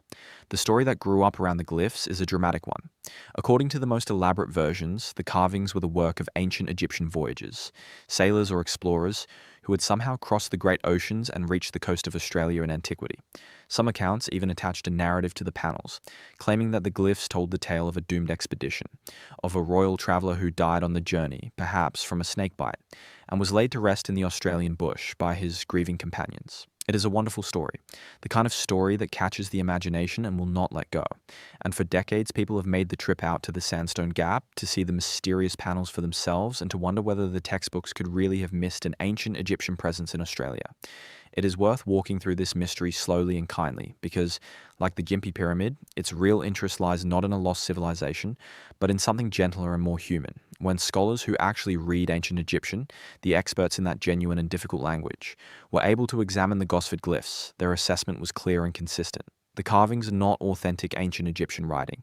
The symbols are a mixture drawn from very different periods of Egyptian history, jumbled together in a way that no genuine ancient scribe would ever have produced. Many of the shapes are clumsy or simply invented, or copied imperfectly from the kind of illustrated reference books that became available in the modern age. The style of carving and the weathering of the cuts point to the markings having been made not in antiquity but in relatively recent times, within roughly the last 100 years. The honest and well-supported conclusion is that the Gosford glyphs are a modern creation, carved by one or more people, perhaps over a period of years, who were fascinated by ancient Egypt and chose to leave their own elaborate tribute or hoax or private project in the soft Australian sandstone. And yet, even with that conclusion in hand, the Gosford glyphs remain genuinely interesting, and the mystery does not entirely close, because the precise question of who carved them, and exactly when, and with what intention, has never been fully and certainly answered. Was it a single obsessed individual working alone over many visits? Was it a group? Was it meant as a serious deception, or as a piece of personal art, or as a strange devotional act by someone who loved the ancient world?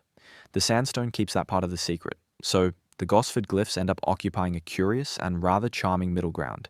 They are not what the dramatic story claimed. There were no ancient Egyptian voyagers, no royal traveller laid to rest in the bush. But they are still a real mystery, a modern one, a puzzle about a more recent and more local human being. Someone who walked into the New South Wales bushland with a chisel and a head full of pyramids and the patience to carve hundreds of symbols into the rock. There is a quiet lesson here that pairs neatly with the Marree Man, and it is a soothing one to carry towards sleep. The genuine ancient mysteries of Australia, the rock art and the stone arrangements and the engineered wetlands, are astonishing precisely because they are real, because they were made by people of deep skill and deep knowledge whose achievements speak for themselves and need no embroidery. The invented mysteries, the Gosford glyphs and the lost pyramid tales are interesting in a different way, because they reveal something about us, about our longing for hidden wonders, our delight in secret histories, our willingness to pick up a chisel or a plough and write a marvel into the landscape ourselves. Both kinds of mystery have their place on a quiet night. To picture the Gosford glyphs as sleep approaches is to picture that narrow shaded gap in the sandstone, the two long panels of strange, jumbled symbols catching the dappled light through the bush, the work of an unknown modern dreamer, weathering slowly, keeping just enough of its secret to stay, gently and harmlessly, a mystery. In the stone country of the far north, in the tropical landscape of Arnhem Land, beneath a great overhanging shelf of rock, there is an excavation that has quietly pushed the human story of Australia further back into the deep past than almost anyone once thought possible. The rock shelter is called Budj Bim, and it sits in country that has been cared for by the Mirarr people for an immense span of time. The sand beneath that overhang has been dug carefully, layer by layer, by archaeologists working closely with the traditional owners, and what has come out of those layers has caused the whole question of when people first arrived in Australia to be opened up and thought through again.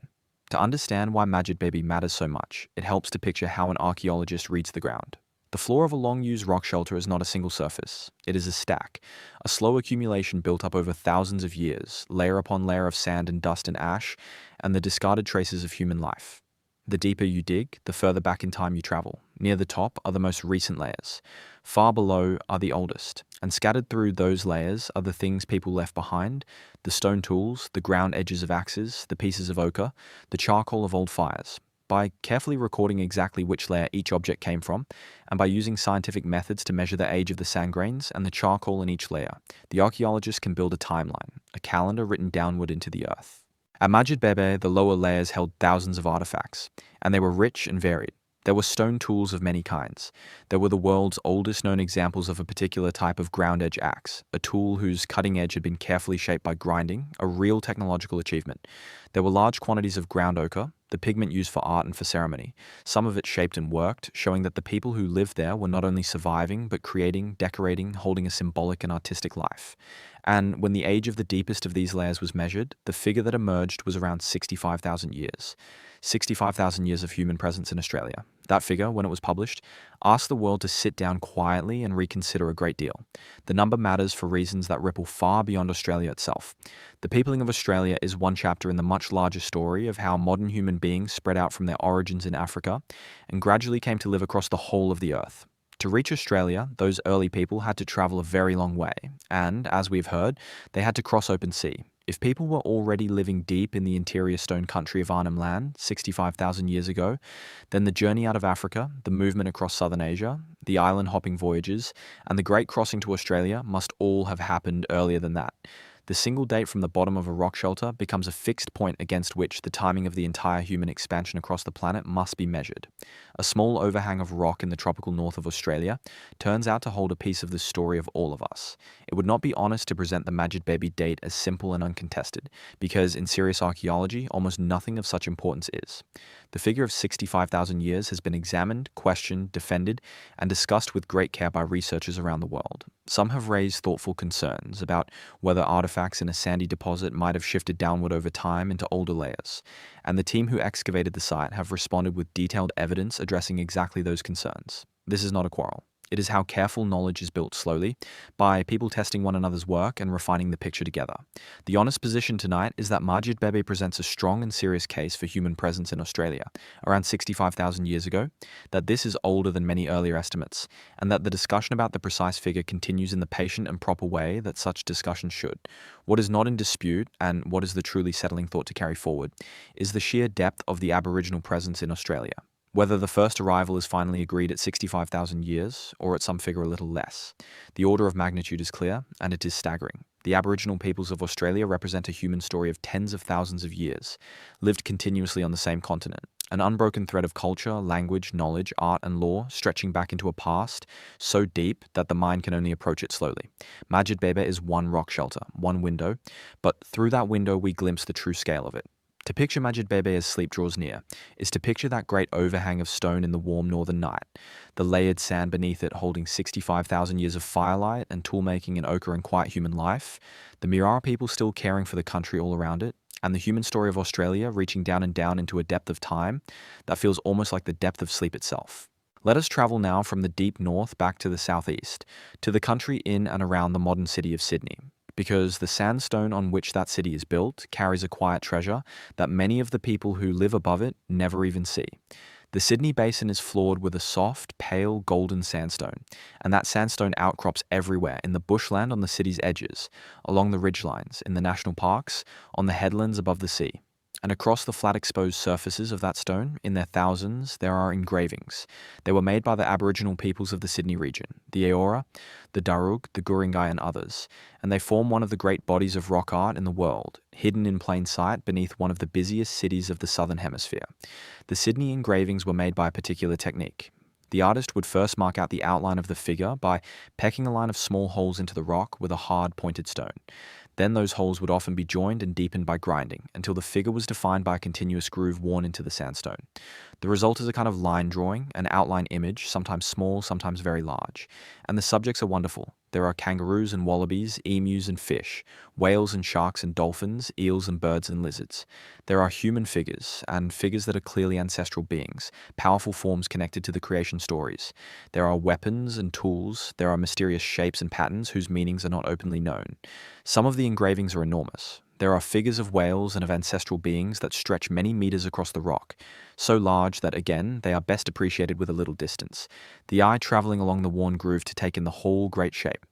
The first quiet mystery of the Sydney engravings is their relationship to the sky and the land, because they were not scattered randomly. Many of them sit on high, open sandstone platforms with wide views, places that catch the light and the weather, places that feel significant the moment you stand on them. Some researchers have explored the idea that certain engraving sites and certain figures relate to the sky, that an engraved ancestral figure might be connected to a constellation, and that the figure on the ground and the pattern in the heavens may have been understood together, especially at particular seasons. Whether or not every such connection can be proven, the engravings clearly belong to a rich and integrated world of meaning, in which the rock platform, the figure, the view, the season, and the story were all woven together. The engravings were not decoration. They were part of the living religious and educational and ceremonial life of the people, places where knowledge was taught and law was held, and the great stories were kept present in the land. The second mystery is gentler and a little sad, and it is the mystery of survival. The Sydney engravings are made in soft stone and soft stone weathers, wind and rain, the growth of plants, the simple passage of feet, all slowly where the grooves shallower, and the engravings sit beneath a great modern city, with all the pressure that brings, the building, the visitors, the changes to the land. Many engravings have been lost over the years. Many that survive are faint now, visible only in the low, slanting light of early morning or late afternoon, when the shallow grooves catch a shadow. There are figures on the ridgelines of Sydney that almost no one notices, that a person could walk straight across without ever knowing, ancient ancestral beings worn nearly back into the smooth pale stone. And yet they endure. Careful people record them, protect them, watch over them. The Aboriginal communities of the Sydney region continue to hold connection to these sites and to the knowledge within them. There is something deeply moving in the thought of those engravings, and it makes a peaceful image for the end of this part of our journey.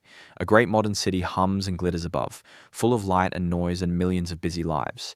And out on the quiet sandstone ridges at the city's edge, in the cool of the bushland, the old figures lie in the rock, the whales and the kangaroos and the great ancestral beings, worn and faint and patient, catching the long light at dawn and dusk, holding the memory of a far older Sydney, a Sydney of story and ceremony and deep belonging that was here long before the city, and that is, quietly, here still.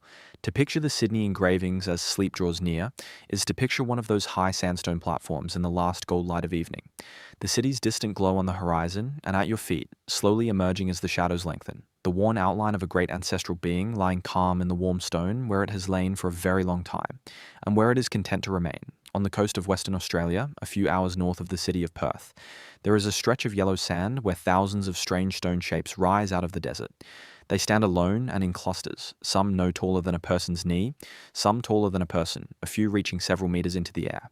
They are pillars and spires and stubby towers of pale limestone scattered across a wide field of golden dune sand, and walking among them at dawn or dusk, when the long light throws their shadows far across the sand, is one of the strangest and most dreamlike experiences the Australian landscape has to offer. They are called the pinnacles, and the question of exactly how they came to be standing there is a mystery that geologists have worked at with real patience and have still not entirely closed. The pinnacles are made of limestone, and limestone, as we have heard before tonight, begins its life with the sea. A very long time ago, the shells of countless tiny marine creatures were broken down into fine grains of lime, and those grains were swept ashore and blown inland, building up great fields of pale, lime-rich sand along this coast. Rain falling on that sand dissolved a little of the lime and carried it downward, and where the conditions were right, the dissolved lime was deposited again deeper down, slowly cementing the loose sand into solid rock. So far, the story is reasonably clear. Beneath the yellow dunes of this coast, there formed a layer, or layers, of harder limestone. The mystery, the part that is still gently debated, is how that buried limestone became the forest of standing pillars we see today. There are a few different ideas, and they are not entirely in conflict because the truth may well be a blend of them. One idea focuses on plants. According to this picture, the roots of plants growing in the lime-rich sand played a central role. Water tended to channel down along the roots, and the chemistry around the roots encouraged the lime to harden into solid tubes and masses of rock, following the shape of the root systems, while the sand in between stayed loose. Another idea focuses on the way the limestone layer cracked and dissolved unevenly, with water working down through cracks and hollowing out the softer parts while leaving harder cores standing.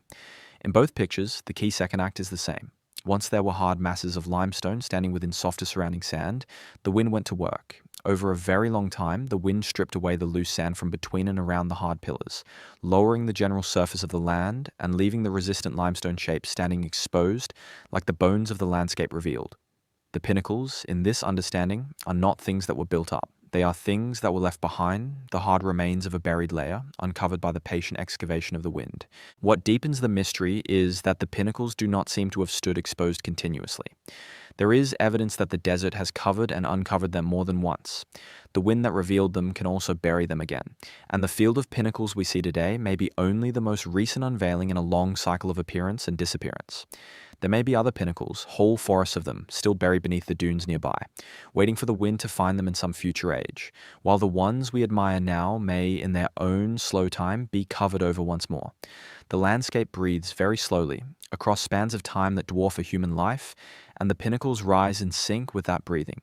To stand among the pinnacles is to feel the strangeness of deep time made visible. The shapes are so odd, so varied, so unlike anything a person expects of a desert, that the mind keeps reaching for an explanation, keeps wanting them to be ruins or sculptures or the petrified remains of some lost forest. They are none of those things. They are simply limestone and sand and wind and an enormous quantity of time, arranged into a shape that happens to look uncanny to human eyes. And there's a deep calm in that, once the mind accepts it. The pinnacles were not made for us, or by us, or with any meaning at all. They are the desert quietly being itself, on a timescale we can barely perceive. To picture them as sleep draws near is to picture that yellow field at evening, the thousands of pale stone shapes standing silent, their long shadows stretching across the sand, the wind moving softly between them as it has for ages and will for ages more, slowly, slowly, uncovering and burying its strange stone garden under the wide and quiet sky. From the limestone garden of the west, we travel now to a river in the north of New South Wales, to a place where the Barwon River runs over a shallow rocky bed near the town of Brewarina, and to a structure that may, by some reckonings, be the oldest thing ever built by human hands anywhere on the surface of the earth. It is a system of stone fish traps, and its name in the local language honours an ancestral creator being. It is known as Biame's Ngunhu, the fish traps of Biame, and to the Ngemba people and the other Aboriginal nations connected to it. It is a profoundly sacred and important place, a gift from the creation time, and a centre of life and law and gathering across an immense span of years.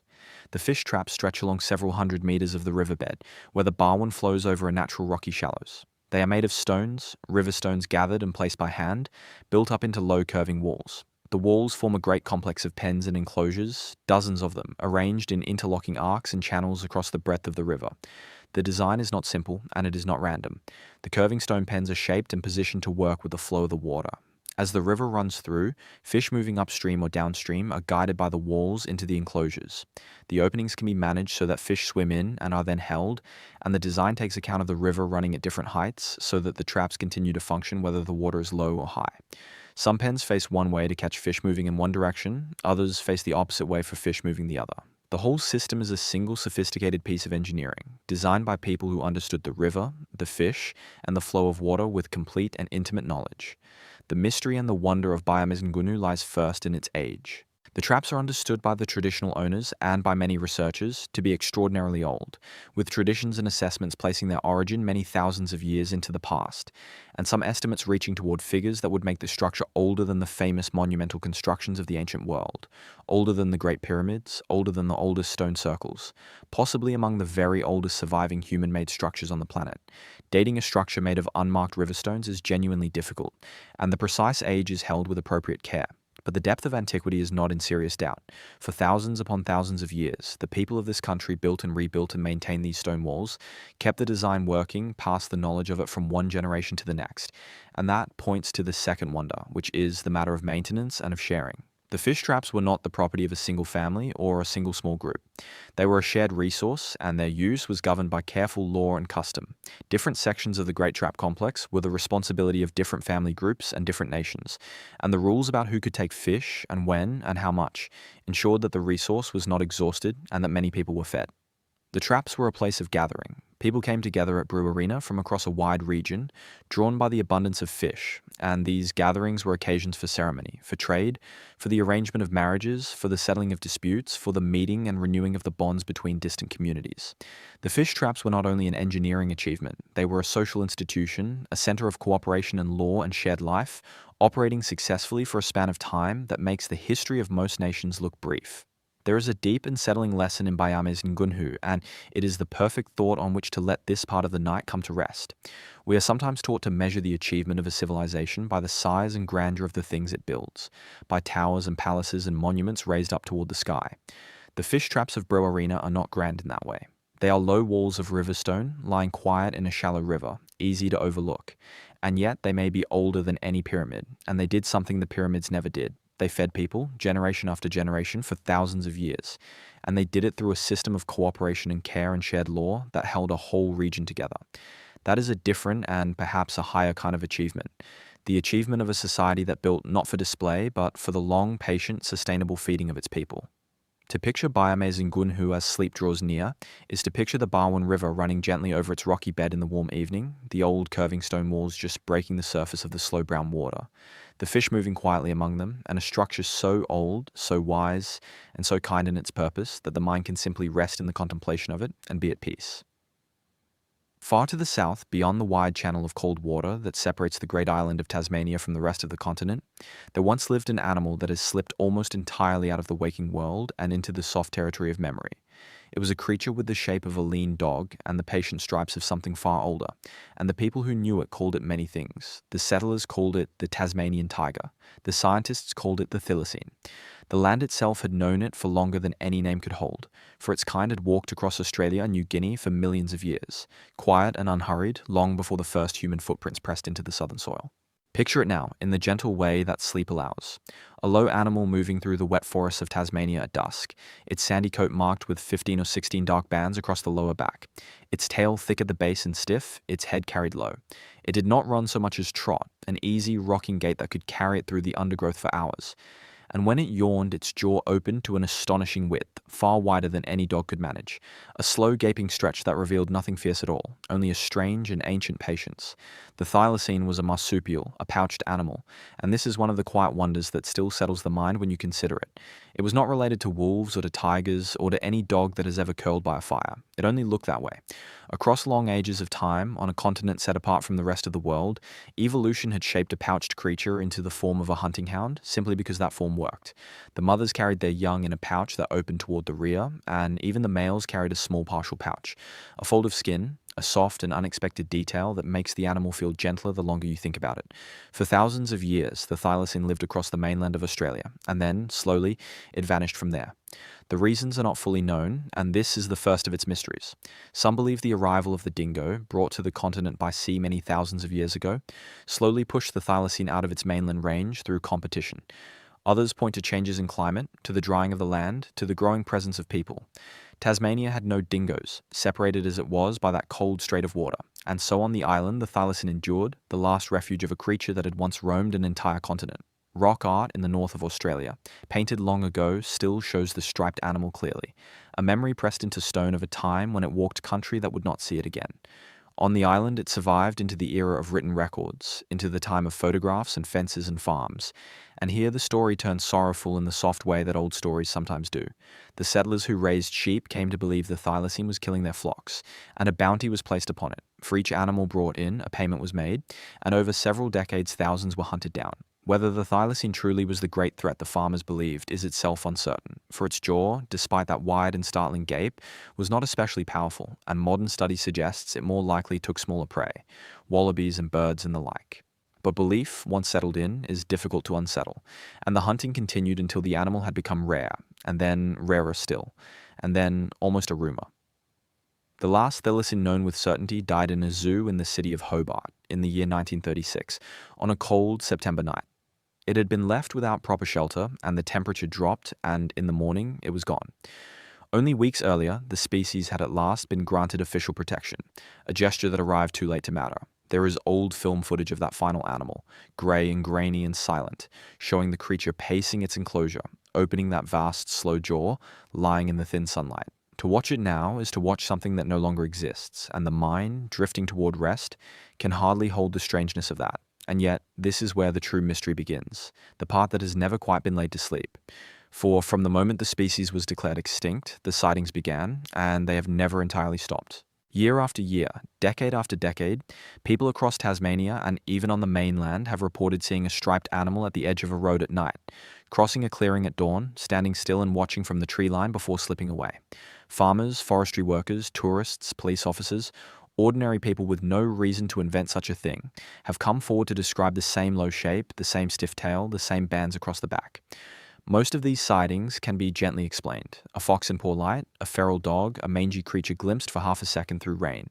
The forests of Tasmania are dense and dark and full of movement, and the human eye, hopeful and tired, can assemble a longed-for shape from very little. No body has ever been found. No clear photograph has ever satisfied the scientists. No definite trace has emerged in all the long years since that night in 1936. By every measure that science can apply, the thylacine is gone. But the land is vast, and the wild parts of Tasmania are genuinely remote, valleys and ranges where few people ever walk, and so a small and stubborn hope endures. It is not really a hope that expects to be proven right.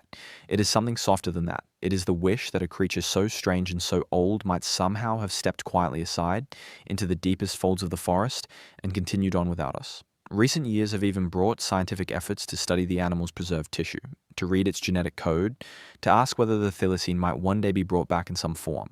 Whether that should happen, or could happen, is a question for minds more awake than yours need be right now. So let the thylacine rest in the half-light where it belongs, neither fully lost nor truly present, a striped shadow trotting along the edge of an island forest at dusk, yawning its slow, impossible yawn, and then turning, unhurried as it always was, to disappear among the wet trees. Picture it there as sleep draws near, untroubled and quiet, simply going about its ancient evening as it has always done, in a forest that still, perhaps, remembers the shape of it. The same southern land that held the thylacine holds another mystery, one that has no body at all, and yet may be the oldest continuous human creation anywhere on Earth. It is not made of stone or paint or wood. It is made of words and melody and memory, and it stretches across the entire continent in a vast, invisible web. The people of Aboriginal Australia call these things by many names in many languages, and in English they have come to be known as songlines. To understand a songline, let your mind soften and imagine the land not as a map of places, but as a single enormous song. In the deep time that many Aboriginal traditions call the dreaming, ancestral beings travelled across the formless country, and as they moved, they made the world. They shaped the hills and the waterholes, the ridges and the rivers, the plains and the rocky outcrops, and as they travelled and created, they sang. They sang the names of things into being, and their journeys became roots, and the roots became songs, and the songs became maps that could be carried not on paper, but in the mind and the voice. A songline is therefore a path across the land, sometimes hundreds of kilometers long, sometimes far longer, and it is also a song that describes that path in precise and ordered detail. Each verse corresponds to a stretch of country. Sing the song in the correct sequence, and it tells you where the next hill rises, where the safe water lies hidden, where the land turns dangerous, where one group's country ends and another's begins. A person who knew the song could, in a very real sense, navigate across territory they had never physically seen, guided entirely by the words and the melody held in memory, matching each verse to the ground beneath their feet. This is the quiet astonishment of the songlines. They are at once a story, a religious teaching, a history, a legal document, a genealogy, and a working set of directions, all folded together into something that can be sung. The information needed to survive in some of the harshest country on earth, the location of water in a desert, the timing of seasonal foods, the boundaries that must be respected, all of it was encoded into rhythm and verse and passed from one generation to the next across an almost unimaginable depth of time. And here is the detail that settles most softly into the drifting mind. A single songline may cross the territory of many different language groups. The song does not stop at the edge of one people's country. It continues, and as it continues, the language may change, so that the song is sung in one tongue here and another tongue further along, and yet the melody and the rhythm and the sequence carry the meaning through. People who could not otherwise converse could still share a song, each singing their own portion, the whole thing passing like a thread through many hands. The continent was bound together this way, not by roads, but by music. How old are the songlines? No one can say with certainty, and that uncertainty is part of their mystery. But scholars studying them have found something remarkable. Some songs appear to describe the land as it was thousands of years ago, before the seas rose at the end of the last ice age and drowned the lower coasts. They speak of country now beneath the water, of islands that were once hills on a dry plain, of coastlines that have not existed for many thousands of years. If these readings are correct, then the songs have carried an accurate memory of the vanished land across hundreds of generations. A feat of remembering so vast, it is difficult to hold in a single thought. The songlines are not relics, they are living still, sung and taught and held by people today, and much about them is rightly kept private, known only to those who have earned the knowledge through long learning. You need not understand their content to feel their wonder. It is enough, as sleep draws near, to picture the whole continent laid out in the dark, and to imagine threads of quiet song running across it in every direction, over the deserts and the ranges and the drowned old coasts, each one a path, each one a memory, each one a voice carrying the shape of the world forward through time. Let that gentle web of song settle over you now, ancient and unbroken, and rest. There is a thread that ran through the songs of the last mystery, and it leads us gently to the next, for it concerns the very edge of the continent and the slow drowning of the land. Today, the coastline of Australia is a familiar shape, the curve of bays and the reach of headlands that appear on every map. But this shape is young. It is only about 7,000 years old, and before that, the edge of the continent lay far out beyond where the waves now break, and a great deal of country that human beings once walked upon is now lying quiet beneath the sea. To understand this, let the mind drift back across the long, cold span of the last ice age. So much of the world's water was locked away in vast sheets of ice that the sea level stood far lower than it does today, lower by more than 100 meters. Australia in that time was a larger land. It was joined to New Guinea in the north and to Tasmania in the south, all one enormous continent that scholars call Sahul. The shallow seas that now separate these places were dry plains then, broad and habitable, crossed by rivers and dotted with lakes, and people lived upon them. They hunted there, camped there, raised families there, were born and grew old and were buried there across hundreds of generations. Then the Ice Age ended. The great ice sheets of the far north and far south began to melt, slowly at first and then with gathering pace, and all that water returned to the sea. Over thousands of years the ocean rose. It did not rise as a single dramatic flood, though in places the change would have been swift enough to be felt within a human lifetime. Mostly it rose patiently, a little each year, the waterline creeping inland season by season, swallowing a beach, then a plain, then a low range of hills. The land that connected Tasmania to the mainland went under, and Tasmania became an island, its people cut off from the rest of the continent for thousands of years. The land bridge to New Guinea drowned, the wide coastal plains vanished beneath shallow new seas. Here is the mystery, and it is one of the most quietly astonishing things known about human memory anywhere in the world. The Aboriginal peoples who lived along those coasts watched this happen, and they remembered it, and they told the story of it, and the story did not stop. It was passed down, parent to child, generation to generation, for 7,000 years and more, until it reached the present day still recognizable, still carrying the shape of the truth. Around the entire continent, in many separate places, and in many separate languages, Aboriginal traditions tell of a time when the coastline lay further out, when there was dry land where the sea now rolls, and of how the waters came in and covered it, on the coast near the modern city of Perth. Stories tell of a time when Rottnest Island and the nearby islands were part of the mainland, joined by dry ground a person could walk across, before the sea rose and made them islands. Far to the south, near Spencer Gulf, traditions describe the Gulf itself as once being dry, a valley with a freshwater river running along it, before the ocean flooded in. In the tropical north, in the Great Barrier Reef country, stories speak of a river mouth that now lies well out to sea, of country lost beneath the rising tide. Scientists who study the ancient sea level have compared it against these stories, and the match is genuine. The drowned land the stories describe really did exist. The river valleys really did run where the traditions placed them. The islands really were once joined to the shore. The flooding really did happen, and it happened at roughly the time the geology indicates. The conclusion is difficult to escape and humbling to consider. These stories are accurate accounts of real events, and they have been carried by word of mouth across a span of time so vast that it dwarfs the entire written history of most of the world. When these events occurred, the Great Pyramids of Egypt had not yet been imagined. The story has outlasted civilizations, languages, empires, all of it, simply by being told, carefully and faithfully, around fire after fire after fire. This is the wonder to carry into sleep. Beneath the shallow seas around Australia lies a vast, drowned country, the campgrounds and rivers and hunting grounds of people long ago, dark and silent now under the moving water. And the memory of that country was never lost. It was held in the mind, in the story, in the unbroken voice, longer than stone monuments have stood, longer than nations have endured. Picture the slow, patient water rising across the old plain, and picture the people moving gently back before it, taking with them nothing but the memory, and keeping that memory safe across 7,000 years so that it could still be spoken aloud today. Let that quiet faithfulness settle over you now as you drift toward rest. We move now from the drowned edges of the continent toward its vast red center, to a place that needs no introduction, and yet has never been fully explained. A place that rises from the flat desert so suddenly and so completely that it seems to belong to a different order of things. This is Uluru, the great rock at the heart of Australia. Let the image form slowly in the resting mind. A flat plain of red sand and low scrub running to the horizon in every direction, the sky enormous above it, and out of that flatness, a single mass of stone lifting into the air, smooth and rounded and immense, glowing a deep burning orange in the low light. Uluru stands more than 300 meters above the surrounding plain, higher than most tall buildings, and it is over 3 kilometers long. To walk all the way around its base is a journey of some 10 kilometers. And yet all of this, vast as it is only the smallest part of the thing, for Uluru continues downward beneath the desert, descending perhaps several kilometers into the earth. What you see is the tip of something far greater, a stone iceberg in an ocean of sand. The first mystery of Uluru is simply how it came to stand alone. The rock is made of a coarse sandstone formed from sediment laid down some 500 million years ago, when this part of the continent was being shaped by the slow grinding of mountain ranges that have since worn entirely away. Layers of sand and gravel were compressed into stone, then the whole mass was tilted on its side by movements of the earth, so that the layers which were once flat now stand nearly vertical.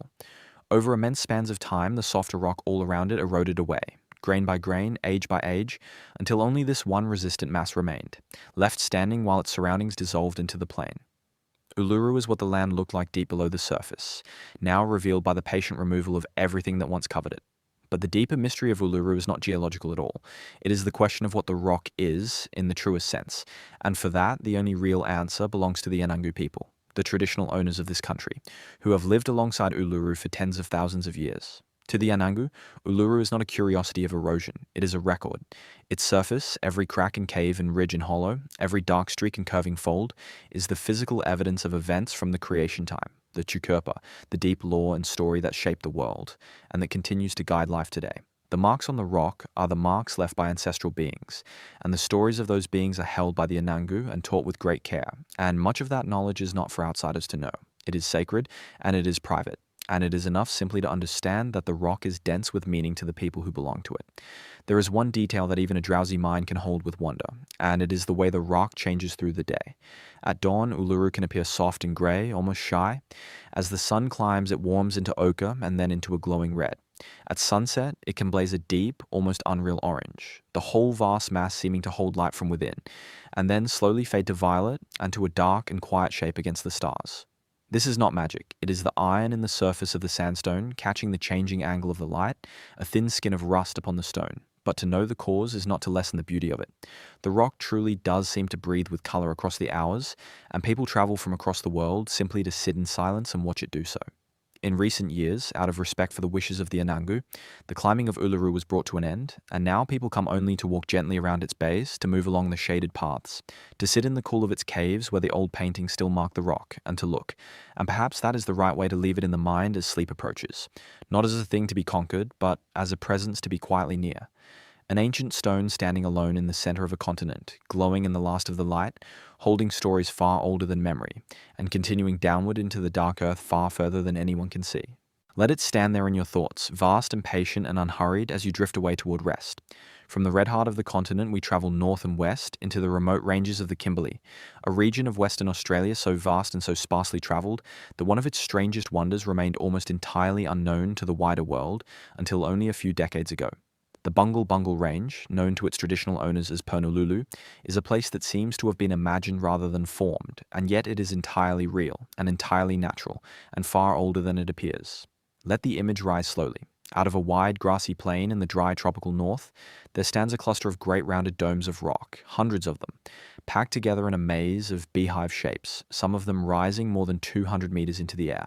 And the domes are striped. Each one is wrapped in horizontal bands, alternating dark grey and a warm glowing orange, ring after ring after ring, climbing the curved surface from base to summit. From the air, the range looks like a field of strange sleeping creatures, banded and silent, gathered together in the emptiness of the outback. The mystery that first settles the mind is how such a place could have stayed hidden. The Bungle Bungle Range is enormous, covering hundreds of square kilometres. And yet to the world beyond Australia, and indeed to most Australians, it was effectively unknown until the early 1980s. The traditional owners had of course known Purnululu for many thousands of years, and a small number of local pastoralists were aware of the strange country in their region. But the range lies in such remote and difficult terrain, surrounded by rough land and reachable only by track, that no wider recognition came. It was a film crew flying over the region who brought the beehive domes to broad attention, and the response was a kind of disbelief that something so large and so extraordinary could have escaped notice for so long. The land here is simply that vast, and that empty, and that good at keeping its secrets. The deeper mystery is the stripes themselves, and the answer is a quiet lesson in patience. The rock of the domes is a sandstone laid down some 360 million years ago, sediment washed into the area by ancient rivers and compressed across unimaginable time into stone. The bands are layers within that sandstone, and they differ from one another in a single small detail. Some layers contain a little more clay, and these hold moisture more readily, which allows a dark crust of cyanobacteria, a living film of tiny organisms, to grow upon them. These are the grey bands, coloured by life itself. The other layers are more porous and dry quickly, and here the orange of iron oxide shows through, a thin rind of rust. So every dome is wrapped in a record of its own making, alternating bands of the living and the mineral, grey and orange, each ring a layer of ancient riverbed turned to stone and then carved into a curve by the weather of millions of years.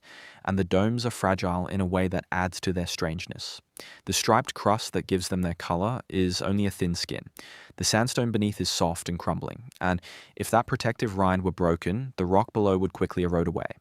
The whole range stands as it does because of a delicate balance, a hard painted shell over a soft interior, and visitors who walk among the domes are asked never to touch them, for the lightest damage to that skin can begin an unravelling that the rock cannot repair. Hidden among the domes are deep, narrow gorges where the stone has been cut away by water, shadowed corridors that wind between sheer walls, opening here and there into quiet chambers where palms grow in the permanent shade, and the only sound is the slow drip of moisture from the rock.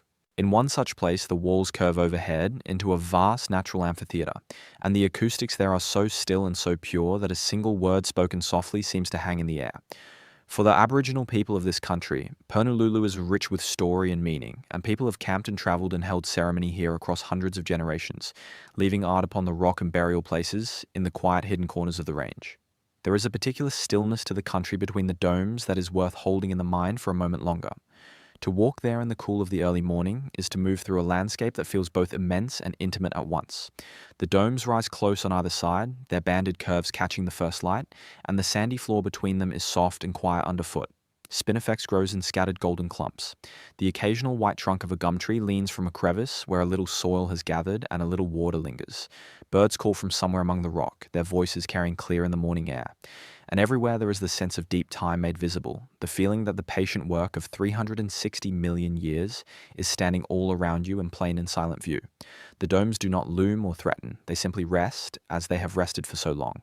And the longer you stay among them, the more the pace of your own thoughts seems to slow to match the pace of the stone, until the hurry of ordinary time falls away entirely, and there is only the quiet and the light moving slowly across the bands of grey and orange, and the immense unbroken calm of a place that has never known haste. So, let the Bungle Bungles rest in the mind as a field of patient striped domes standing in the empty north, painted by living things and by rust into rings of grey and orange, hiding cool shadowed gorges in their depths and old beyond easy thought. Picture them in the last warm light of the day, glowing softly, utterly still, a hidden place that kept itself hidden, and let that stillness carry you gently towards sleep. Not far from the center of the continent, in the country southwest of Alice Springs, there is a place where the land tells the story of a single violent incident from long ago, and yet the place itself is now serene, a wide, quiet ring of hills standing in the desert. The Aboriginal people of this country, the Western Arrernte, call it Kunalda. To the maps drawn by later arrivals, it is known as Goss's Bluff, and the story of how it came to be is one of the most dramatic things ever to have happened anywhere on the surface of Australia. Picture the scene as it can only be imagined, far back in deep time, around 140 million years ago, in the age of the dinosaurs.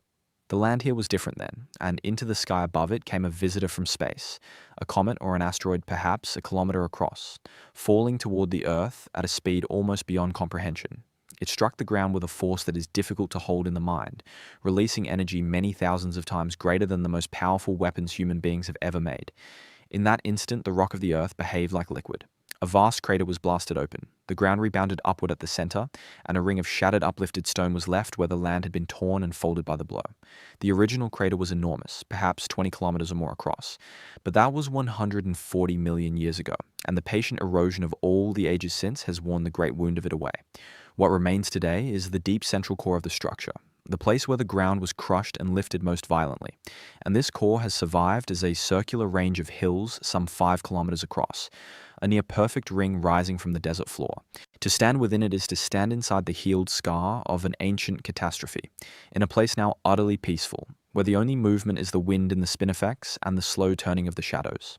The Western Arrernte people have their own account of Kunalda, held within their traditions of the creation time, and it carries a strange and quiet resonance with what the geologists describe.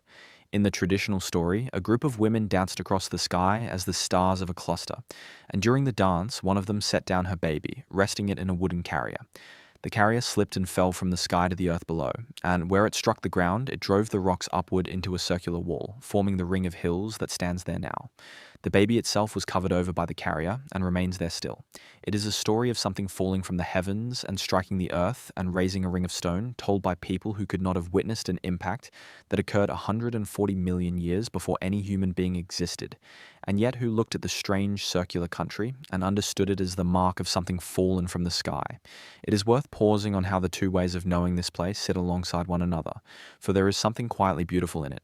The geologist reads the crushed and shattered rock, the cone of broken stone driven upward at the center, the tiny telltale features within the crystals that form only under the unimaginable pressure of an impact, and from these signs assembles the story of a body falling from space 140 million years ago. The Western Arrernte read the same circular country, and tell of the wooden carrier slipping from the sky during the dance of the women among the stars. Both accounts describe something arriving from the heavens and striking the earth and raising a ring of stone. Both treat the place as a record of an event, a mark left by something that came down from above. The traditions of the people did not require the tools of modern science to recognize that this circular range was the scar of something fallen, and to hold that recognition safe within a story passed down across the generations. The two understandings meet at the same simple truth, and a drowsy mind can rest gently in the company of both, asking nothing more of either, content simply to know that this peaceful ring of hills was understood by everyone who ever looked closely at it, as a place where the sky once touched the earth. This is the wonder to carry gently into rest, a place born in a single blinding instant of cosmic violence, and yet a place that is now among the most tranquil in the desert, a soft green ring of hills holding a quiet hollow at its center, the catastrophe long since healed into stillness. Time, given enough of itself, smooths even the deepest wounds of the world. Picture Kunalda now under a wide evening sky, the ring of hills glowing faintly, the air completely still, the ancient scar at peace at last, and let that long, slow healing carry you towards sleep. Still in the great central deserts, away to the west of Kunalda, in a remote range of low rocky hills, there is a gallery of ancient images that has puzzled those who study rock art for many years, because the figures it contains do not look like the rock art found anywhere else across the continent. This is the rock art of the Cleland Hills, and at its heart is a series of faces, and the faces are strange. Let the mind move toward them slowly, as it might towards something half remembered. Across Australia, in countless places, the old people left their marks upon the stone. They painted and they engraved animals, the tracks of birds and creatures, the great ancestral beings, patterns of circles and lines, hands pressed to the rock and outlined in ochre. This is the vast inheritance of Australian rock art, and much of it follows traditions that can be recognised and traced across wide regions. But in the Cleland Hills, there are images that step outside all of this. There are faces shown straight on, looking outward, simple and clear, with rounded outlines and eyes and other features marked within. heart-shaped some of them, almost owl-like others, gazing out from the rock with an expression that is difficult to name. Faces shown from the front are genuinely unusual in early Australian rock art. The old traditions far more often show figures and animals from the side, in profile, or show the tracks and signs of living things rather than their faces. A frontal face staring directly back at the viewer is rare, and to find a whole gathering of them in one remote desert range is rarer still. When researchers first studied and recorded these images, they recognized at once that they had found something without an obvious parallel, and the question of what the faces are and who made them and why has never been fully answered. The faces are old. They are deeply weathered, their surfaces darkened by the slow chemical varnish that desert rock acquires across great spans of time, and that darkening suggests an age of many thousands of years. Beyond that, the certainty fades. The traditional owners of this country hold their own knowledge of these places, and that knowledge belongs to them. For the outside researcher, the faces remain an open question. Some have wondered whether they represent ancestral beings or spirits, or particular individuals remembered from long ago. Some have noted that staring frontal faces appear in the early art of other parts of the world too, and have wondered very cautiously whether something in the human mind simply turns now and then toward the making of a watching face. But these are only wonderings. The plain truth is that a small group of ancient faces gazes out from the rock of a desert range, and no one living can say with certainty what was in the mind of the hand that made them. It is worth letting the mind rest for a moment on the very fact that the faces are difficult to explain, because that difficulty is itself a kind of quiet teaching. Across the great span of Australian rock art, scholars have learned to recognise styles and traditions, to trace how certain ways of marking the rock spread across regions and changed across time, and a great deal can be read and understood in this way. But every now and then the land offers up something that does not fit the patterns, something that stands a little apart, and the Cleland Hills faces are such a thing. They remind us, gently, of how much of the deep human past is genuinely beyond recovery, how many ideas and intentions and meanings have simply passed out of the world, leaving only their faint physical trace behind. The people who made the faces knew exactly what they were doing and exactly why. They had a whole world of meaning in their minds, a context that made the faces obvious and necessary. That world is gone, and only the faces remain, and the gap between the maker's certainty and our wondering is not a thing to be anxious about.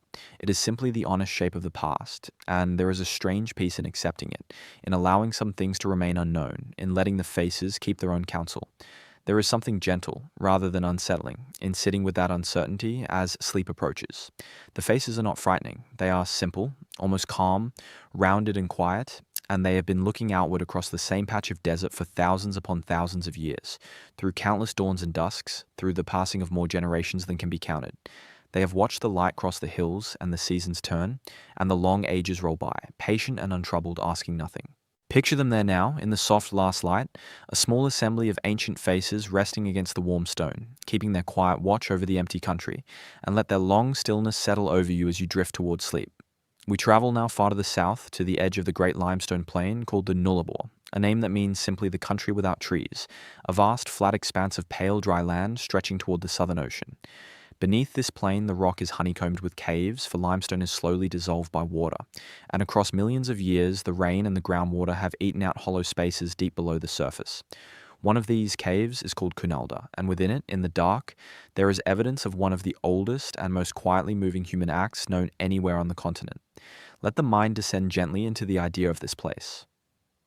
Kunalda Cave opens through a great collapsed hollow in the plain, and from there it leads downward, deep into the limestone, into passages that run far back from any trace of daylight. In the deepest parts of the cave, there is total darkness, an absolute and silent black, and the air is cool and still, and the world above seems very far away. And it was here, in this darkness, that people came more than 20,000 years ago, during the cold depths of the last ice age, carrying with them some small flame for light. And here they reached out their hands and marked the soft walls of the cave. The marks they left are not pictures. There are no animals, no figures, no scenes. Instead, the walls in places are covered with patterns of lines, made in two ways. In some places, the people drew their fingers across the soft damp surface of the limestone, which was coated with a yielding film almost like clay, leaving trailed grooves where the fingertips had passed, sets of parallel lines curving and crossing one another. These are known as finger flutings. In other places, they used a hard tool or a stone to scratch and incise lines into the rock, dense overlapping patterns of marks. The walls of Kunalda, deep in the lightless heart of the cave, carry these traces across wide areas, the deliberate work of human hands in a place where no daylight has ever reached. The mystery of Kunalda is the question that always rises when we meet the marks of people from so long ago. Why did they do this? Why did people of the Ice Age travel down into the deep dark of a cave, far from the safety and warmth of the surface, carrying fire, descending through narrow passages into the cold black silence, simply to run their fingers along the walls? It was not done for shelter, for the deep cave is no place to live. It was not done to be seen, for in the darkness the marks could only ever be felt or glimpsed for a moment in the small light of a flame.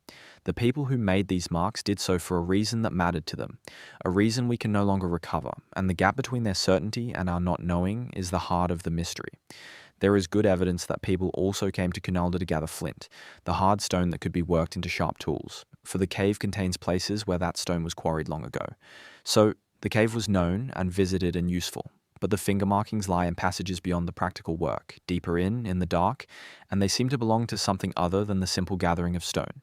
Many who have studied them feel that the markings held meaning of a kind we would call ceremonial or spiritual, that the journey into the deep cave and the act of marking the walls were part of something significant in the inner life of these people. But this is a careful guess, offered gently, and the truth remains theirs alone. There is one more thing worth holding gently in the mind about Kunalda, and it is the particular quality of the darkness in which the markings were made. The deep parts of the cave are not dim, they are not shadowed, they are absolutely black, a darkness so complete that the eye, given hours, would never adjust to it, because there is simply nothing for the eye to gather. The only light the ancient people had was whatever small flame they could carry and keep alive, a guttering point of warmth held against an immense and patient dark. By that little light they made their way down through the passages, and by that little light they found the soft walls, and by that little light, or perhaps partly by touch alone, they drew their fingers across the stone. It is worth imagining how that would have felt. The cool air, the total silence, broken only by breathing and by the faint sounds of the cave itself. The small circle of flickering light, and beyond it the dark pressing close on every side. And in the middle of all that, the simple human decision to reach out and mark the wall, to leave something deliberate and lasting in a place where no daylight would ever find it. Whatever the markings meant, the act of making them was an act of quiet courage and quiet purpose, performed in conditions that would test anyone, and the lines on the wall are the gentle evidence that the people did not falter. What can be held without any doubt is the simple human fact of it, and that fact is enough to carry into sleep. More than 20,000 years ago, in the cold of an ice age, ordinary people, with hands no different from yours, went down into the dark of the earth and reached out and touched the soft wall of the cave, and drew their fingers slowly across the stone, leaving lines that are still there today, still curving exactly as the fingertips left them, untouched by sun or weather, across all those thousands of years. Picture those quiet grooves in the cool dark, the patient record of a human hand from a world unimaginably distant, and let that gentle continuity, hand to wall to the present moment, carry you softly toward rest. We remain a while longer in the country of the Nullarbor, for the great limestone plain holds more than the dry caves where the Ice Age people left their finger markings. Across that flat and treeless expanse there are openings in the ground, and some of these openings lead down not into dry darkness, but into water, into vast flooded chambers and tunnels that are among the most beautiful and least known places on the entire continent. They are the blue holes in the underwater caves of the Nullarbor, and they are a hidden world. Let the mind sink slowly toward them. On the surface, the Nullarbor offers very little to the eye.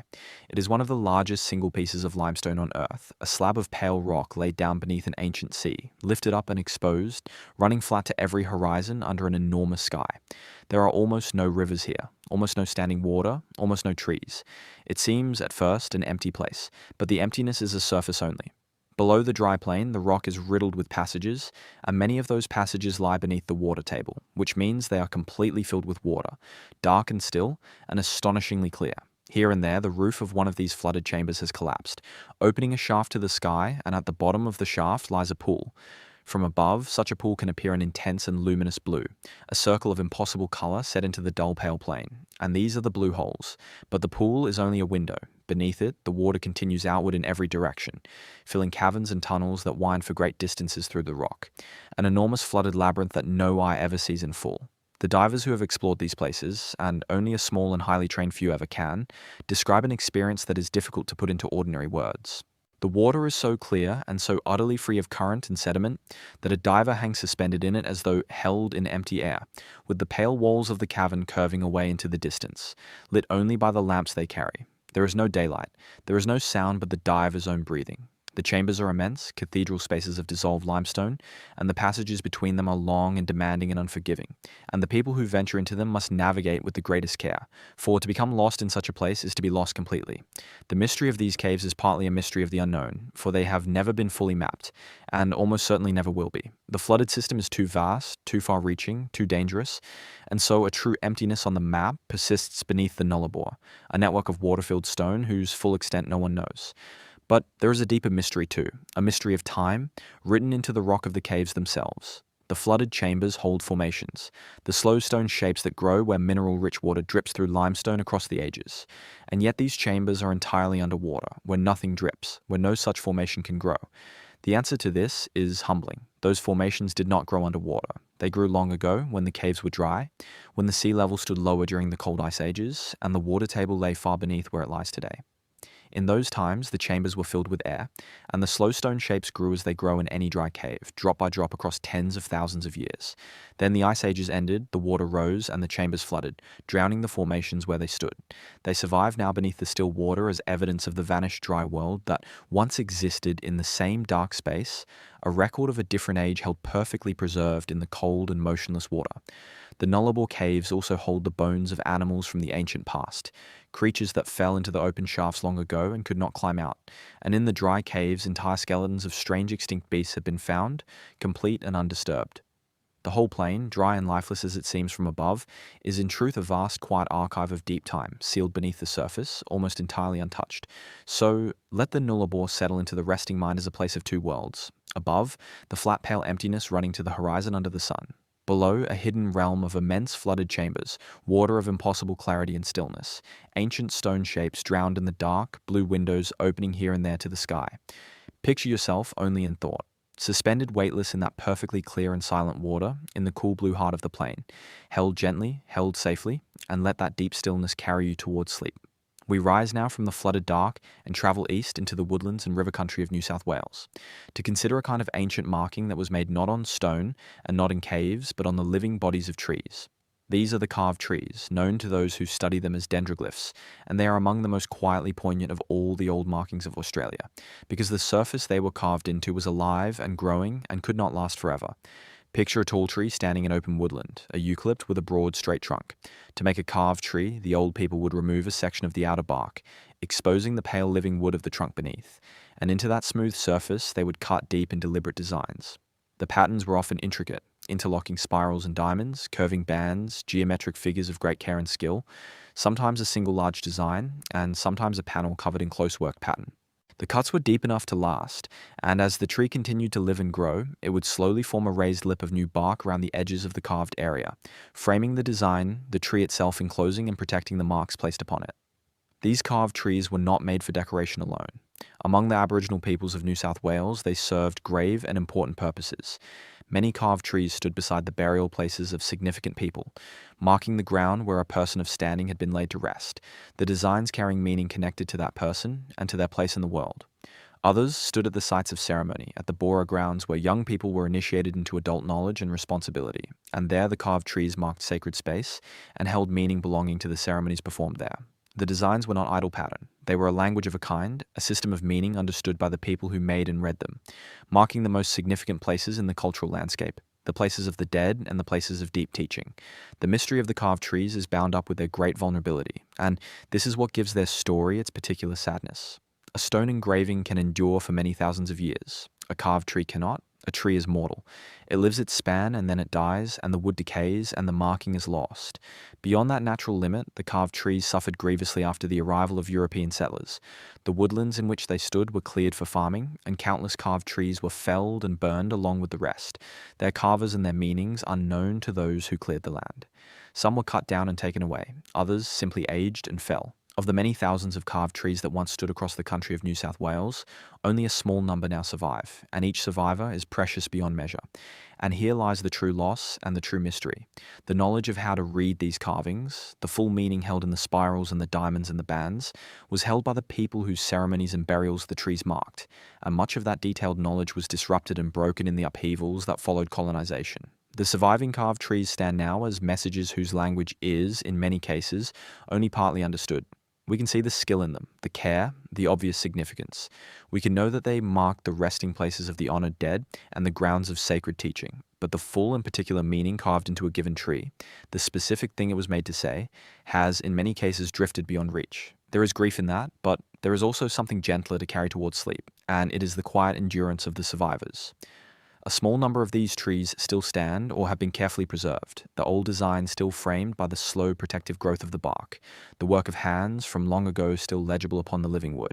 They kept their marks through all the years, faithfully, the way a tree keeps everything that happens to it folded quietly into its growth. Picture one of them now, standing in the soft light at the edge of the woodland, the deep old pattern curving across its pale trunk, patient and dignified, holding its meaning as best it can across the long years, and let that quiet faithfulness settle over you as you drift toward rest. In the dry country of South Australia, in the harsh lands that fringe the great salt expanse of Lake Eyre, there is a chain of small green oases that seem to make no sense in their surroundings, places where water rises mysteriously from the ground in the middle of one of the driest landscapes on Earth. These are the mound springs, and they are fed by a hidden ocean beneath the continent, and they have shaped the history of human movement across the inland for thousands of years. Let the mind settle first on the strangeness of the setting. This is country where rain almost never falls, where the land is gibber plain and red sand and dry salt, where the heat is fierce and the horizon shimmers and water seems an impossibility. And yet, scattered across this country, there are mounds, low hills built up from pale mineral deposits and earth. And at the top of many of these mounds, there is a pool of water, clear and permanent, never drying, never failing, surrounded by a small green crown of reeds and plants that exist nowhere else in the surrounding emptiness. To come upon one is to come upon a contradiction, a living spring of fresh water at the summit of a low hill in a desert that should not be able to hold a single drop. The mystery of where the water comes from leads downward, deep beneath the surface, to one of the largest underground stores of fresh water anywhere in the world. It is called the Great Artesian Basin, and it lies beneath nearly a fifth of the entire Australian continent, a vast layer of water bearing rock holding an almost unimaginable volume of water.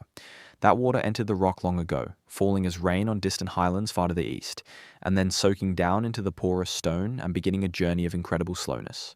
Across hundreds of thousands, even millions of years, that water has crept through the rock toward the inland, moving perhaps only a meter or two in a year, traveling across the continent at a pace so slow it is almost beyond imagining. The mound springs are the places where this ancient buried water finally returns to the surface. Where a crack or a weakness in the overlying rock allows it, the water, under pressure from the great mass above it, rises up through the earth and emerges at last into the daylight. And the water that emerges is old. The water bubbling quietly into a mound spring pool today may have fallen as rain 1,000,000 years ago or more, and has spent all the time since traveling in darkness through the stone. As it flows, the water carries dissolved minerals, and over thousands of years, these minerals build up around the spring, mound after mound, layer upon layer, slowly raising the spring itself higher above the plain. The mound is built by the spring, grain by grain, across the ages. For the Aboriginal peoples of the inland, the mound springs were of profound importance, and their importance is easy to feel. In a land where water meant the difference between life and death, a chain of permanent, reliable springs was a treasure beyond price. The springs lay along routes of travel and trade that crossed the harsh interior, stepping stones of water that made it possible to move through country that would otherwise have been impassable. They were gathering places, meeting places, places rich with story and ceremony and lore, and they had been so for many thousands of years. The knowledge of where the springs lay and how to travel between them was knowledge of the deepest practical and cultural value, held and passed down with great care. When European explorers and settlers laid across the inland, and when the overland telegraph and the early routes of travel were laid out, they too followed the line of the mound springs, for there was no other way to cross that country. The springs quite literally drew the lines along which the inland was opened. There is a sadness woven into the recent story of the springs, for the same great artesian basin that feeds them has been heavily drawn upon by bores sunk for pastoral and other uses. And as the pressure in the basin has fallen, many mound springs have weakened, and some have ceased to flow altogether, their pools drying and their small green crowns dying away.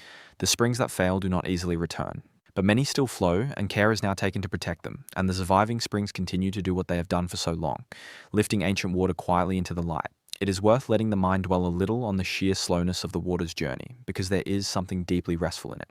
The water rising into a mound spring pool tonight began as rain falling on distant ranges in a world that no longer exists, a world before cities, before farms, before writing, before almost everything that human beings think of as history.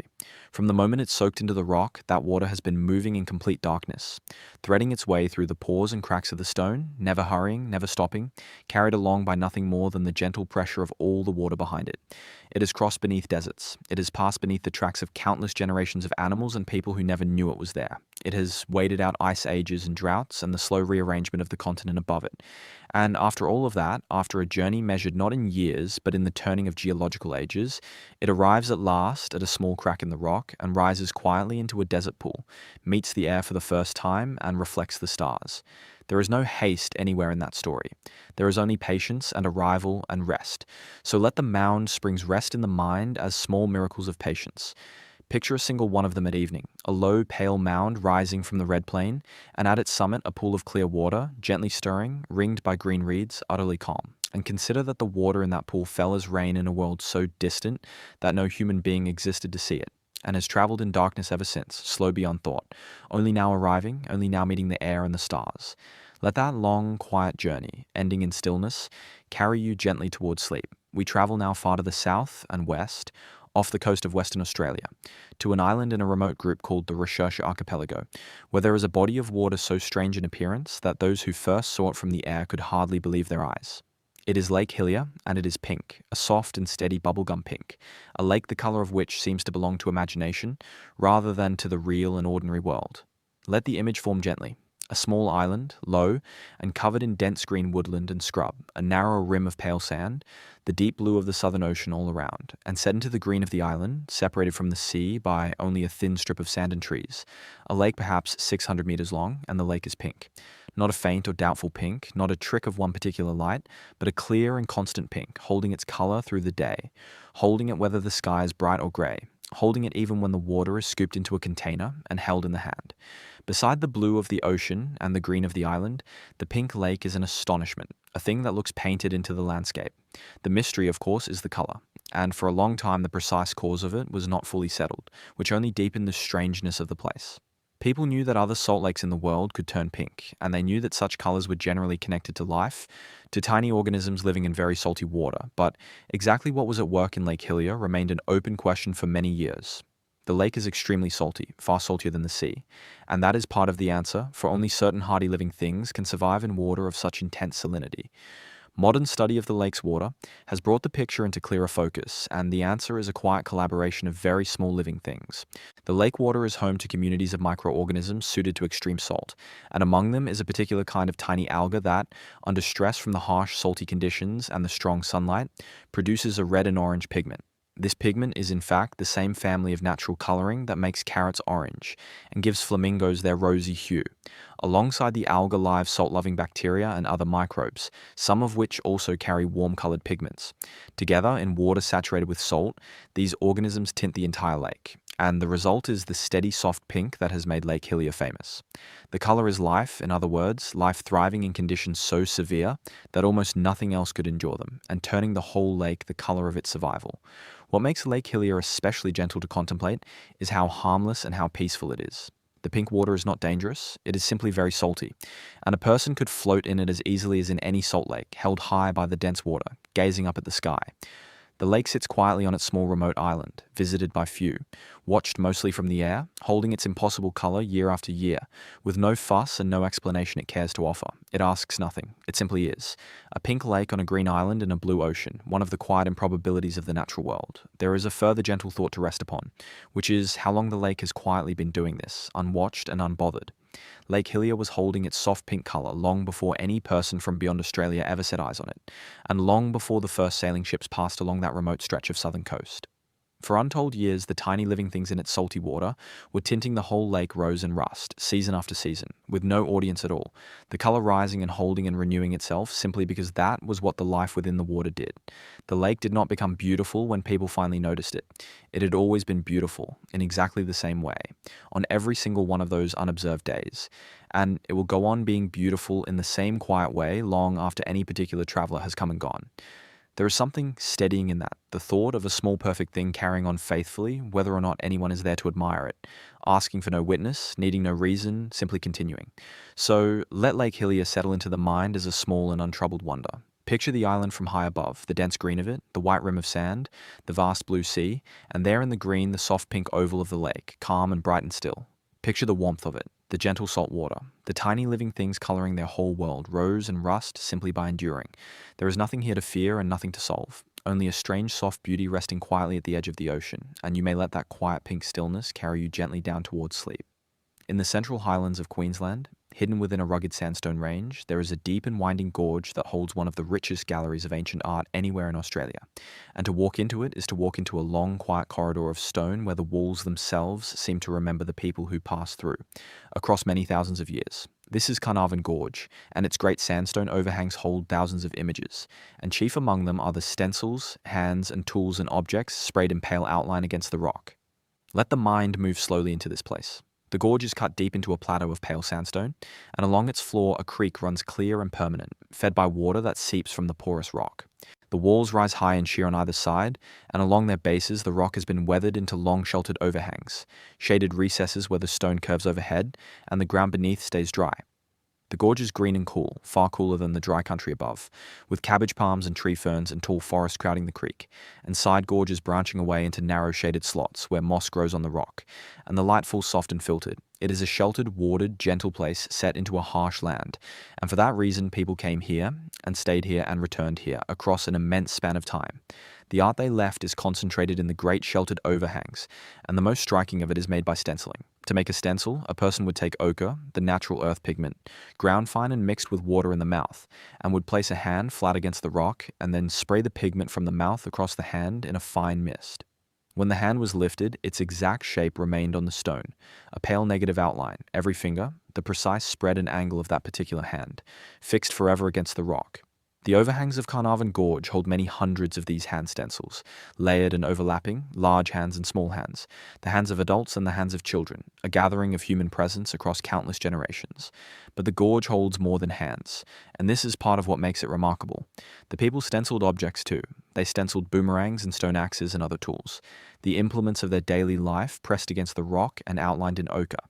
They created large engraved designs as well, and painted figures, and there are images here that are rare and significant, including representations connected to ceremony and to deep cultural meaning. The art of Carnarvon Gorge is not a single moment, but an accumulation, the layered marks of many groups across many centuries, each adding to what the generations before had left, until the walls became a dense and overlapping record of human presence, an archive built by hand and breath against the stone. The mystery of such a place is not really a mystery of how, for the technique of stenciling is well understood. The ochre and the water and the breath. The mystery is the depth of time it represents, and the quiet weight of all those vanished individual lives. Each hand stencil was a single person, on a single day, in a particular season of a particular year, pressing their living hand to the cool rock, and breathing the pigment across it. That person had a name, a family, a place in the world, a voice, a particular way of moving. All of that is gone, beyond any recovery. But the shape of the hand remains exact and personal, the precise record of one human body at one moment. And to stand before a wall of such stencils is to stand before a crowd of individuals reaching across thousands of years to say, simply and without words, that they were here, that they lived, that they were real. For the Aboriginal peoples connected to this country, Carnarvon Gorge is a place of deep significance, and the art within it carries meaning belonging to them, held and understood within their traditions. For everyone else, the gorge offers a quieter and more universal feeling, the simple recognition of shared humanity across an almost unimaginable gulf of time. The hand on the wall is the same shape as your own hand. The child's small stencil among the adults would fit a child's hand today. Nothing essential has changed. So let Carnarvon Gorge settle into the resting mind as a long green sheltered corridor of stone, cool and watered and quiet, its walls soft with the pale outlines of countless hands. Picture the gorge at the end of the day, the light going golden on the high sandstone, the creek murmuring along its floor, the great overhangs holding their gathered crowd of ancient hands in the gathering shade. Picture all those people, across all those years, pressing their hands to the rock and breathing their gentle mist of ochre, each one saying quietly that they were here. Let that long, warm company of hands keep you company now, and let it carry you towards sleep. From the gentle company of the gorge, we turn to a creature that may live only in story, and yet refuses to be entirely dismissed, a figure that moves through the forests of the Australian imagination, and, some insist, through the real forests of the East Coast Ranges as well. It is called the Yowie, and it is Australia's own enduring legend of a large, hairy, upright creature glimpsed at the edge of the deep bush. Let the mind approach this one gently and without fear, for there is nothing frightening to be found in it, only a quiet and persistent mystery. Across many parts of the world, there are traditions of such a being, a tall man-like figure covered in hair, living apart from people in the wild and lonely places. In the forests of North America, there are the famous accounts of such a creature. In the high mountains of Asia, there are the old stories. And in Australia, in the forested ranges that run down the eastern side of the continent, there is the Yowie, sometimes described as standing well taller than a person. Broad and powerfully built, its body covered in long dark hair, walking upright on two legs, keeping always to the deepest and least visited country. The story of the Yowie has roots that reach back before the arrival of European settlers. For many Aboriginal traditions across the eastern parts of the continent tell of large hairy beings of the bush, figures known by various names in various languages, beings that belonged to the wild country and were treated with caution and respect. When European settlers spread into the forested ranges, they too began to report encounters, accounts of a great hairy figure seen on a forest track at dusk, or watching from among the trees, or crossing a clearing with a heavy upright stride before vanishing into the undergrowth. Such reports appeared in the early newspapers, and they have continued in a steady quiet trickle ever since. People who walk the bush, campers, bushwalkers, those who work in the forests, have come forward across the years with their accounts, describing the same broad upright shape, the same covering of dark hair, the same impression of something large and watchful that did not wish to be seen. The mystery of the Yowie is, in the end, the same mystery that surrounds every such creature in every part of the world. No body has ever been found, no bones, no clear remains, nothing that science can place upon a table and examine. No photograph has ever been clear enough and certain enough to settle the question.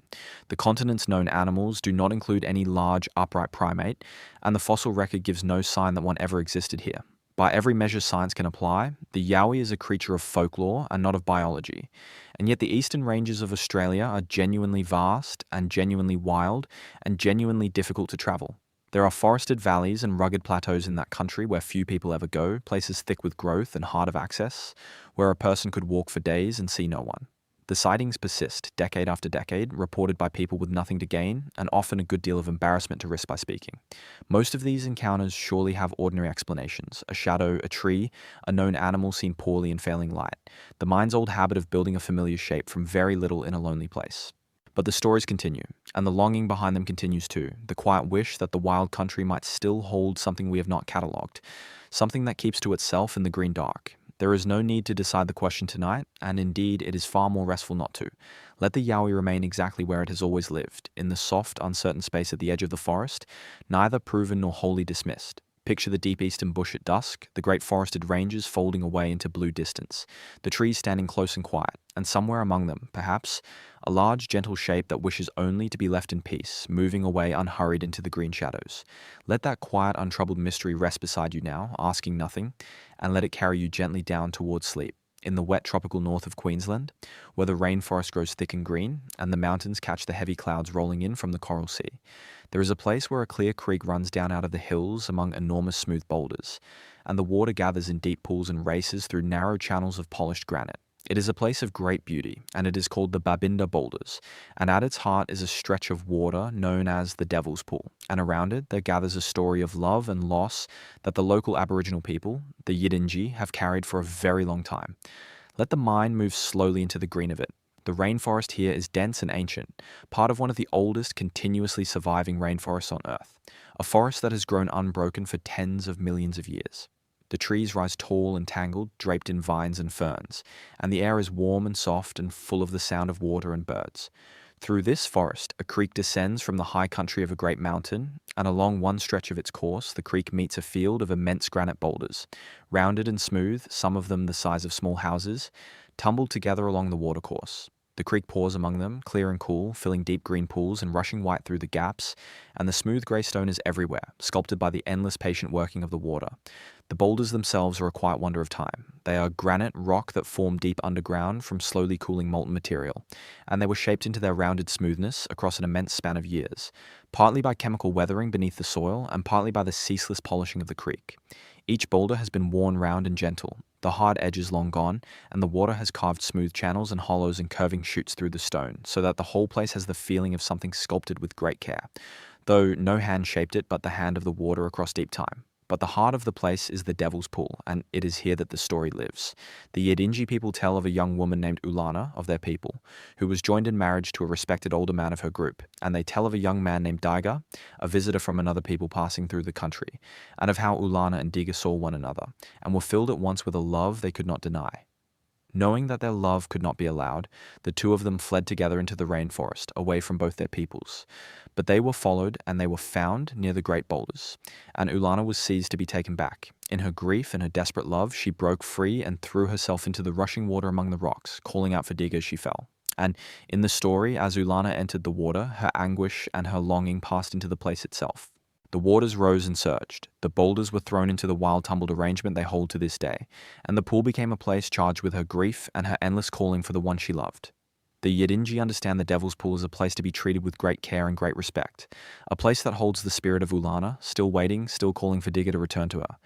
Here the gentle old story meets a sober modern truth, and the two together give the place its particular and serious mystery. The Devil's Pool is genuinely dangerous. Beneath its calm green surface, the water moves in powerful and unpredictable ways, channeled through narrow slots and undercut hollows in the granite. And over the years, a number of people, the great majority of them young men, have lost their lives in its waters. The local people note quietly that the pattern of those lost reflects the old story, that it is so often young men whom the pool takes, as though Ulana, still waiting, still longing, mistakes them for her Diga and draws them down to her.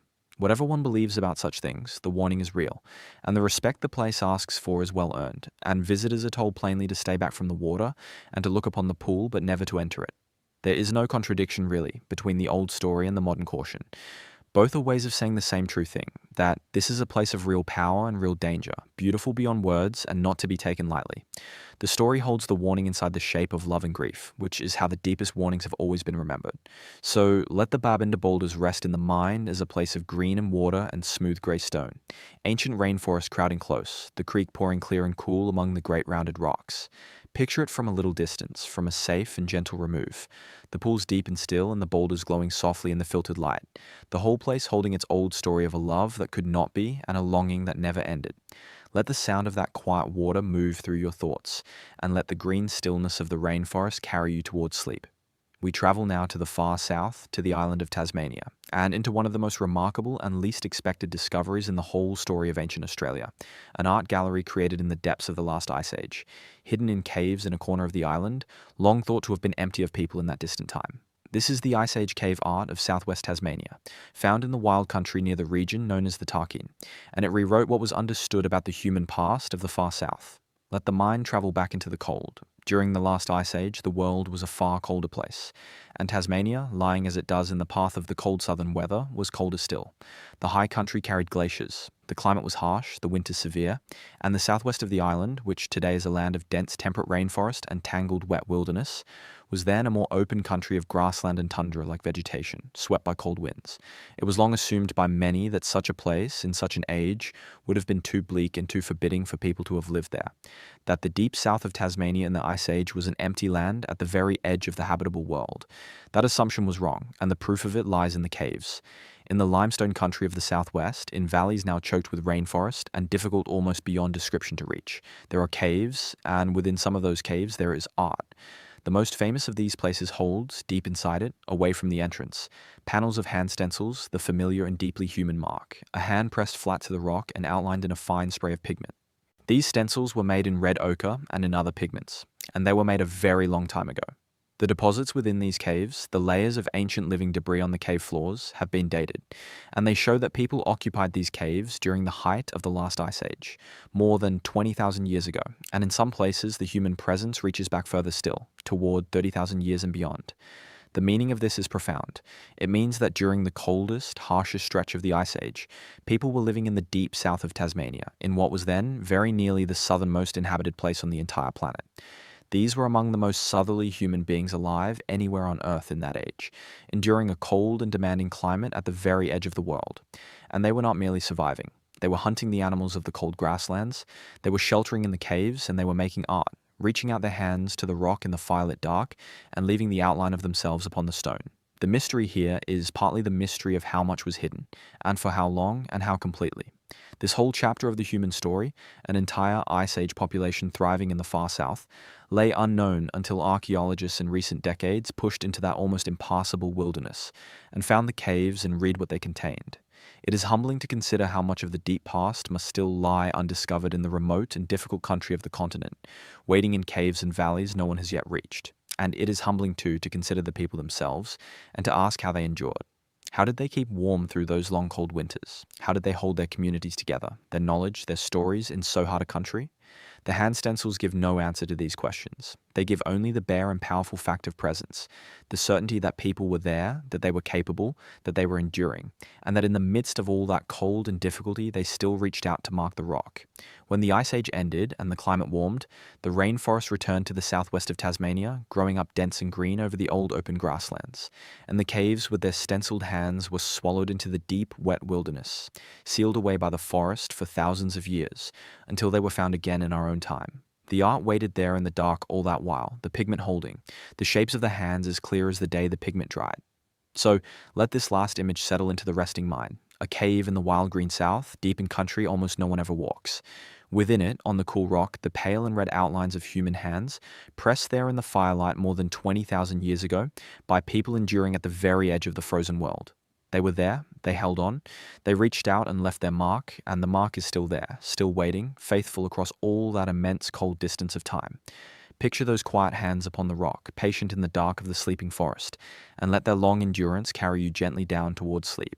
In the open woodlands and grassy country of eastern Australia, scattered across a landscape that today carries farms and roads and quiet country towns, there are circles drawn upon the ground, rings of raised earth marking out spaces that were once among the most sacred and important places in the lives of the people who made them.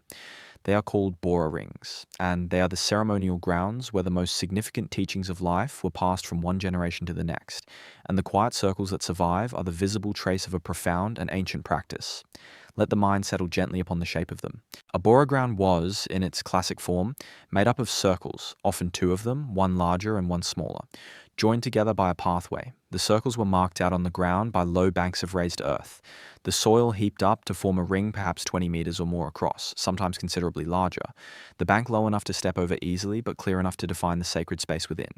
The larger circle and the smaller circle each had their role in the ceremonies, and the path between them was itself part of the ritual journey, a route along which the ceremony moved. To come upon a Bora ring today is to find a soft circular ridge in the grass, often shaded by old trees, a shape that the untrained eye might pass without noticing, and yet a shape that marks a place of the deepest meaning. The Bora grounds were, above all, the places of initiation. Across the Aboriginal peoples of Eastern Australia, the passage from childhood into adulthood was not a thing that simply happened with the passing of years. It was a profound transformation, achieved through ceremony, through teaching, through trial and instruction, and the Bora ground was where this transformation took place. Young people at the appointed time were brought to the Bora to be taught the knowledge and the law and the responsibilities of adult life, the deep understandings that could not be learned in the ordinary run of days. The ceremonies held there were elaborate and powerful, lasting in some cases for an extended period, and they were attended by people gathered from across a wide region, for a Bora was a great occasion, a coming together of many groups. Much of what took place at the Bora grounds was, and remains, restricted knowledge, sacred and private, belonging to the peoples whose ceremonies these were, and not freely shared with outsiders, and rightly so. It is enough, and it is moving enough to understand the simple shape of the purpose. These were the places where a people deliberately and carefully prepared their young to carry the whole inheritance of their culture forward, where the chain of knowledge was renewed, generation after generation, where children were transformed into adults entrusted with the law and the stories and the survival of their people. The Bora ground was, in a real sense, the place where a culture renewed itself, the hinge upon which the continuity of everything turned. The mystery and the sorrow of the Bora rings lie in how much has been lost from around them. The Bora grounds were often connected to other features in the landscape, to carved trees standing nearby, to pathways and arrangements and marked places, the whole forming a complex sacred geography, and the ceremonies themselves depended upon an unbroken passing of knowledge from the old to the young. When European settlement spread across eastern Australia, this whole delicate structure was gravely disrupted. The land of many Bora grounds was cleared and ploughed and built upon, and a great number of these rings were simply erased, flattened back into ordinary ground, their significance unknown or disregarded by those who reshaped the land. The gatherings became impossible to hold as they once had been, and so the surviving Bora rings, the ones that escaped the plough, often in places that were never farmed or that were later protected, stand now as quiet remnants of a practice that was interrupted, a shape on the ground whose full ceremony can no longer be seen, and yet the rings that survive are far from meaningless.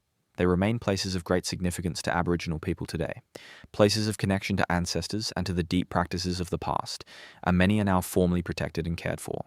To stand beside one at the edge of its low earthen circle in the dappled shade of old trees is to stand at the edge of something that the eye cannot fully see but that the mind can feel. The worn trace of countless ceremonies, the place where the most important words a culture possessed, were spoken aloud to the young, over and over, across uncounted generations. So let the Bora rings settle into the resting mind as quiet circles in the grass. Picture one of them now, in the soft light of evening, a low ring of earth curving away beneath old shading trees, the grass long and still within it, the air calm. Picture the countless gatherings it once held, the firelight, the singing, the careful passing of knowledge from the old hands to the young, the long unbroken work of a people teaching itself how to continue. The circle holds that memory still, quietly, faithfully, and you may let its gentle shape and its long patient stillness carry you down towards sleep.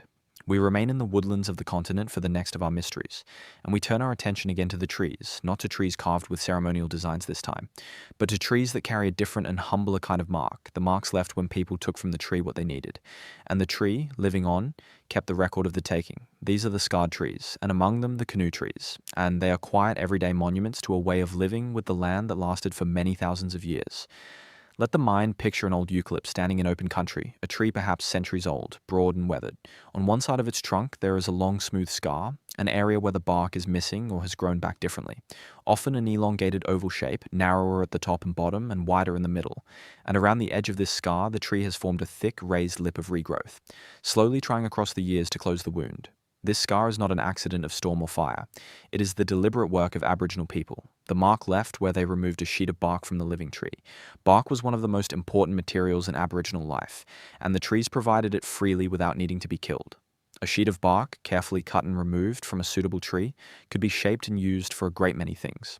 A large sheet could become a canoe, light and serviceable, the ends gathered and tied, sealed with clay or resin. A vessel to move along the rivers and across the still waters, to fish from, to cross from one bank to another. This is why some scarred trees are known particularly as canoe trees, for the long shape of the scar matches the shape of the bark sheet that became a boat. Other sheets of bark of different sizes became shelters, the walls and roofs of huts. Smaller pieces became containers, shields, dishes, the carrying vessels of everyday life. The bark was cut and lifted with skill, in a way the tree could survive, taken from one side only, so that the tree continued to live and grow, and the people moved on, and the tree carried the scar of that small harvest for the rest of its long life. The mystery of the scarred trees is not a mystery of how they were made, for that is well understood. It is something quieter, a mystery of time and survival, and the slow disappearance of the witnesses. A scarred tree is a living thing with a finite span, and every year some of these trees come to the end of their lives and fall, and with each one a small record of the old way of living is lost. The trees that bear these scars are now very old, for the bark was harvested before the great disruption of settlement, which means every surviving scarred tree has stood for well over a century, and often a great deal longer, and the country around them has changed beyond recognition. Cities have grown up where some of them stand, farms and roads surround others. A scarred tree may now stand alone in a suburban park or at the edge of a paddock, an ancient survivor in a transformed land, and most of the people who pass it each day have no idea what the long oval scar upon its trunk truly means. That is the gentle melancholy of the scarred trees, and also their quiet wonder. They are the most modest of monuments. They were never built to be monuments at all. They are simply ordinary trees from which ordinary people took what they needed for ordinary life, a canoe to cross a river, bark to roof a shelter, a dish to carry food. But because the tree lived on, the simple act was recorded, and so each scarred tree is a direct and tangible link to a particular human action from long ago, the moment when a person stood at this exact tree and carefully lifted a sheet of its bark away. The canoe that bark became is long gone. The shelter has long since returned to the earth. The hands that did the cutting are beyond memory. But the tree remembered, and the tree is still here, holding the shape of that moment in the slow, patient growth of its wood. These trees are now recognized and protected and valued, identified and recorded and cared for, treasured as the irreplaceable witnesses they are. Each one is a survivor, and each one carries its quiet story openly for anyone who knows how to read it. So, let the scarred trees rest in the mind as the gentlest of all our mysteries. Picture an old tree standing in the last light of the day, broad and weathered and calm, and on its trunk the long smooth scar, framed by the thick lip of regrowth. The place where someone, long ago, took what they needed and left the rest to live. Picture the tree standing through all the years since, through every season and every change, faithfully keeping that single human moment safe within itself. Let that quiet faithfulness, the tree remembering so that we might know, settle softly over you now and carry you gently down towards sleep. In the dry ranges of South Australia, in the ancient Worn Mountains called the Flinders Ranges, there is a vast natural amphitheatre, an enormous bowl ringed entirely by mountains, so complete in its shape and so grand in its scale that the first Europeans to see it could hardly find the words for it. They called it Wilpena Pound. The Adnyamathanha people, the traditional owners of this country, call it Ikara, and they have understood its meaning for far longer than any other name has existed. Let the mind move slowly toward it, and let the scale of it settle in. Imagine a ring of mountains, jagged and red and ancient, curving all the way around to enclose a single immense space, an oval basin many kilometers across, 80 square kilometers and more, held within the encircling wall of peaks. From within the basin, the mountains rise on every side, an unbroken rampart of stone. From the air, the whole formation looks like a great cupped hand laid upon the land, or a vast natural fortress, the floor of it gently tilted, the rim of it standing high and continuous, broken only in one narrow place where a creek has cut a gap through which the basin can be entered. To stand inside Wilpena Pound is to stand inside a world ringed entirely by mountains, sheltered and contained, the outside land hidden away behind the encircling peaks. The first mystery of Wilpena Pound is the question of how such a perfect enclosure came to be, and the answer reaches back across a span of time so vast that the mind can barely hold it. The rocks of the Flinders Ranges are extremely old, laid down as sediment hundreds of millions of years ago, in seas and on plains of a world utterly unlike our own. Over immense ages, those layers of rock were buried, compressed into hard stone, and then caught up in a great mountain building event, when the movements of the Earth's crust folded and buckled the rock, and pushed up a mighty range of mountains, a range that in its youth may have stood as tall as any mountains on Earth today. And then, across the hundreds of millions of years that followed, those great mountains were worn away. Wind and water and the slow chemistry of the weather attacked the rock, age after age, grinding the high peaks down, carrying the worn material away, grain by grain. The softer rocks eroded faster, the harder rocks resisted longer, and the shape of Wilpena Pound emerged from this long, unequal contest. The rim of the pound is made of a particularly hard and resistant rock, a tough quartzite, tilted by the ancient folding so that its layers stand steeply, and this hard rim survived while the softer rock that once lay around and within it was carried away. What remains is the deep structure of an ancient fold in the earth, revealed by the patient removal of everything that was not strong enough to last. The pound is not a crater, and it is not the work of any sudden event.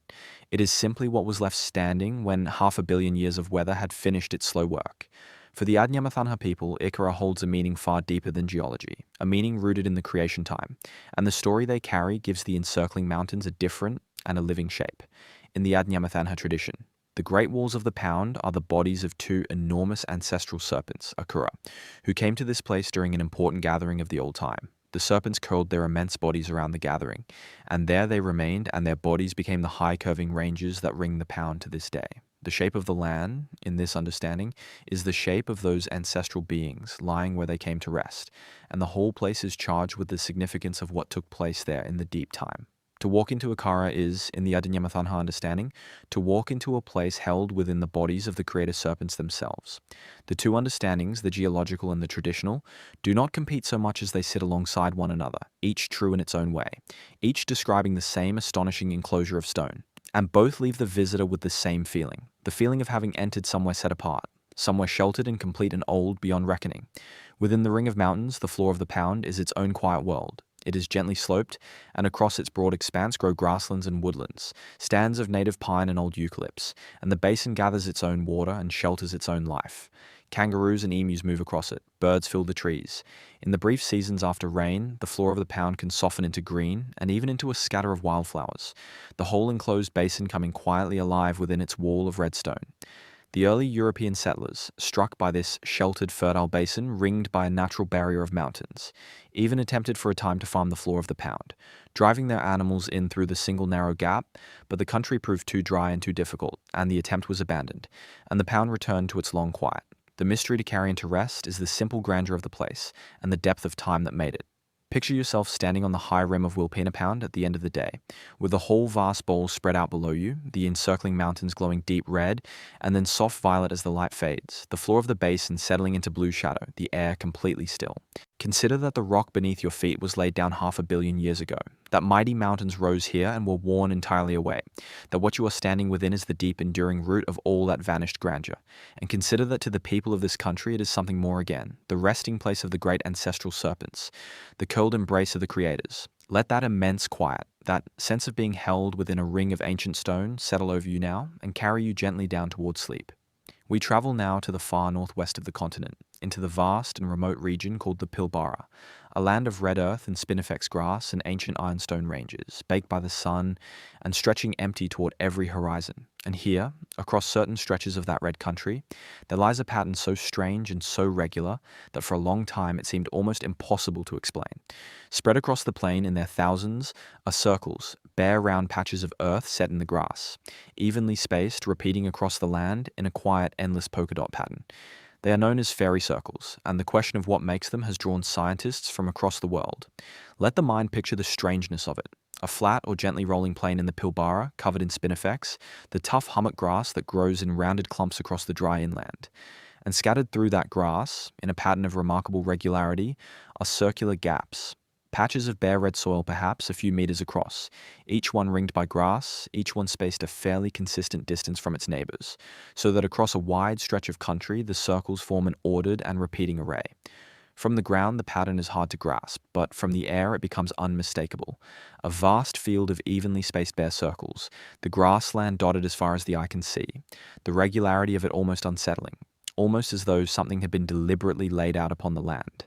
The name fairy circle comes from older traditions in another part of the world, from the deserts of southern Africa, where very similar patterns of bare circles in the grassland had long been known, and had long been wrapped in folklore, explained in local stories as the work of spirits, or the marks of ancestral beings, or the footprints of something that walked the land. For a long time, the African fairy circles were considered one of nature's genuine puzzles, and when, in recent years, the same kind of pattern was confirmed across parts of the Australian Pilbara, the puzzle arrived on the southern continent as well, and the question came with it: what orders the land this way? What spaces these circles so evenly, and keeps the pattern so regular across such vast areas? A great deal of careful science has been brought to bear on the fairy circles, and the explanation that has emerged is a quiet lesson in how order can arise from nothing more than plants competing for water in a dry land. In country where water is scarce, every clump of grass is in competition with every other clump for the small amount of moisture in the soil. A clump of spinifex sends its roots outward and draws water from the soil around it, and in doing so it creates a zone close by where there is too little water for new grass to take hold. A bare patch the plant has, in effect, cleared for itself. As countless clumps of grass do this across a wide plain, each one pulling water inward and leaving a dry zone around itself, the competition settles, across long stretches of time, into a balanced and regular pattern. The bare circles are the dry zones, the places swept clear by the thirst of the surrounding grass, and because the same forces act everywhere across the plain, the pattern that results is even and repeating, an order that no one designed, emerging on its own from the simple arithmetic of water and roots and competition. The bare circles, in this understanding, are not lifeless dead spots at all. They are working parts of the system. When rain does fall, the bare patches cannot soak up and hold water the way the grassy hummocks can, and so they shed their water toward the surrounding grass, feeding the very clumps that created them.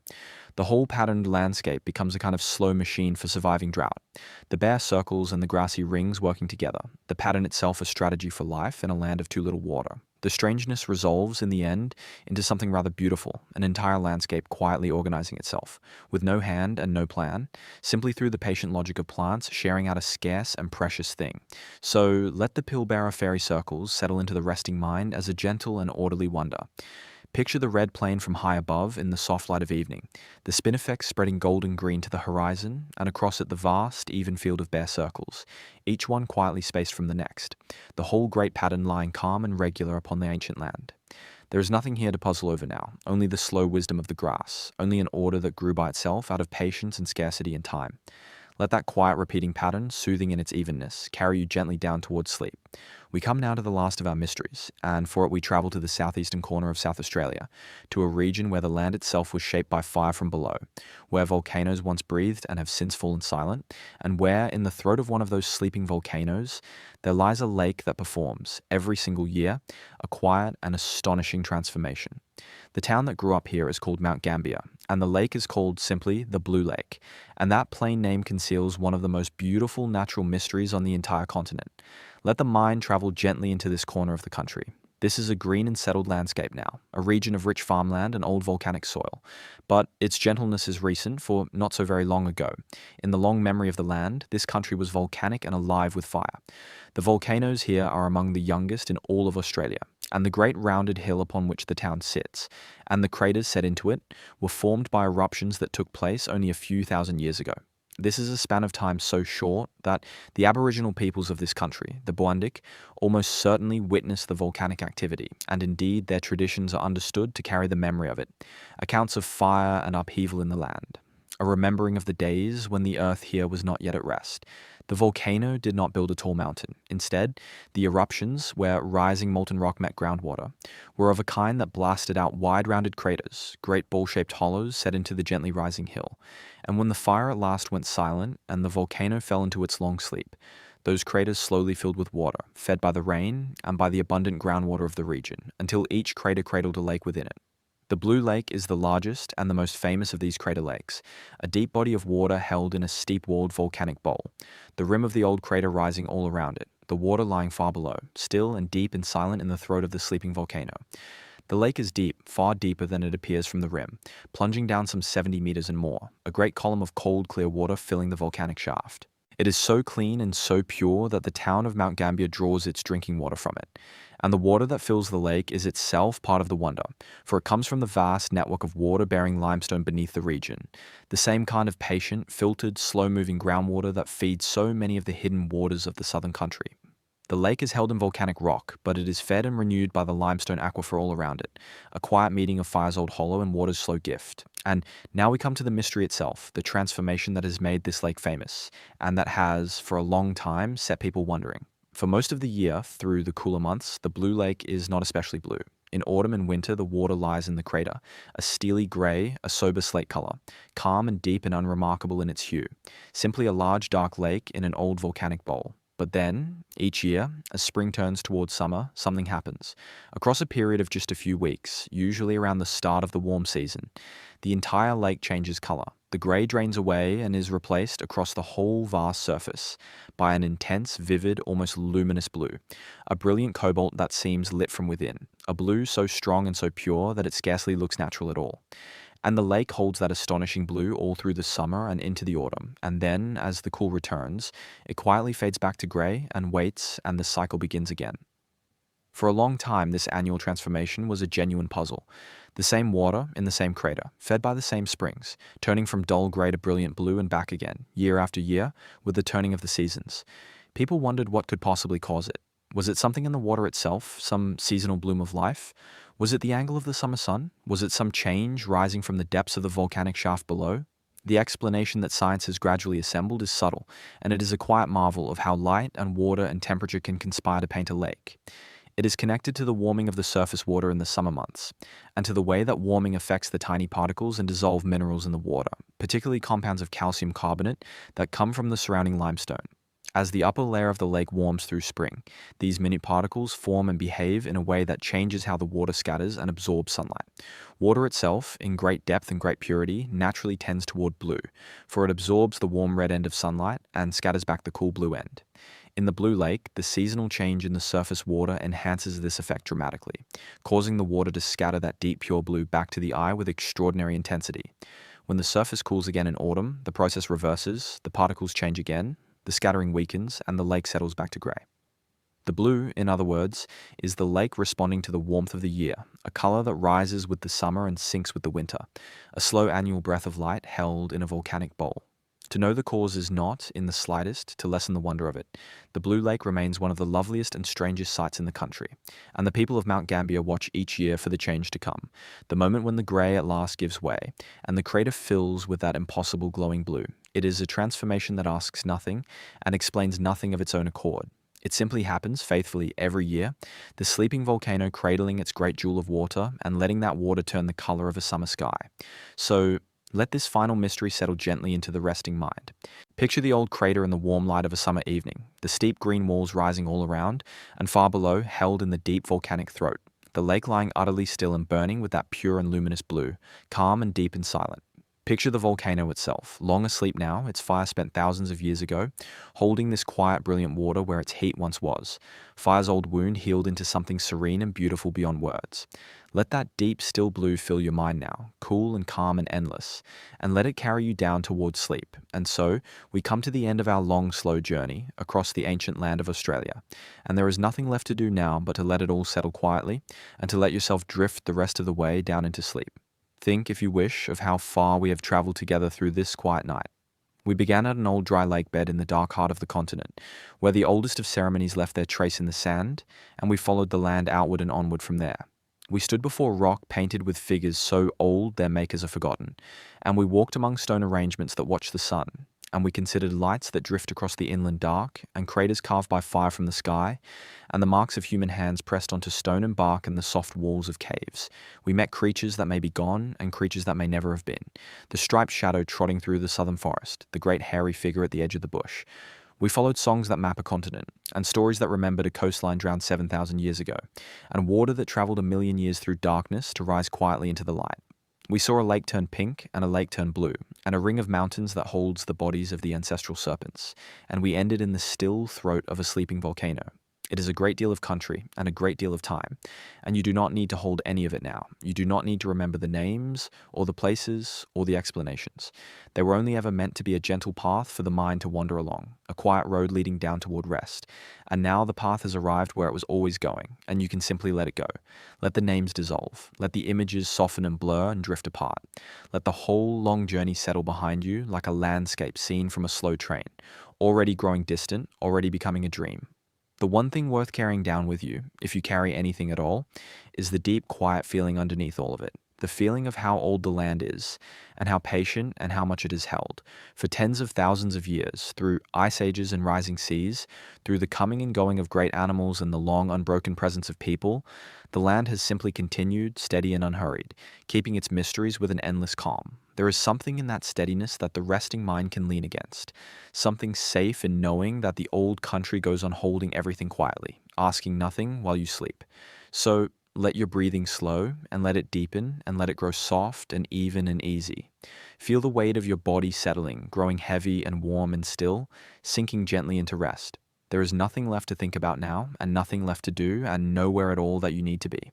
The journey is over, and it ended well, and the night is wide and quiet all around you. Let the ancient land hold you now, the way it has held its mysteries across all those uncounted years, gently and patiently, and without end. And if your mind wanders a little before it settles, let it wander somewhere soft.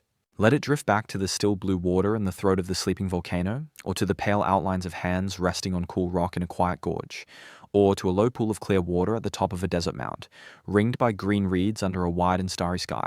Choose whichever quiet place feels kindest, and let your thoughts rest there, unhurried, going nowhere, simply being still in the company of something old and calm. There is no wrong choice, and no need to decide quickly. The land has room for you in any of these places, in all of them at once if you like.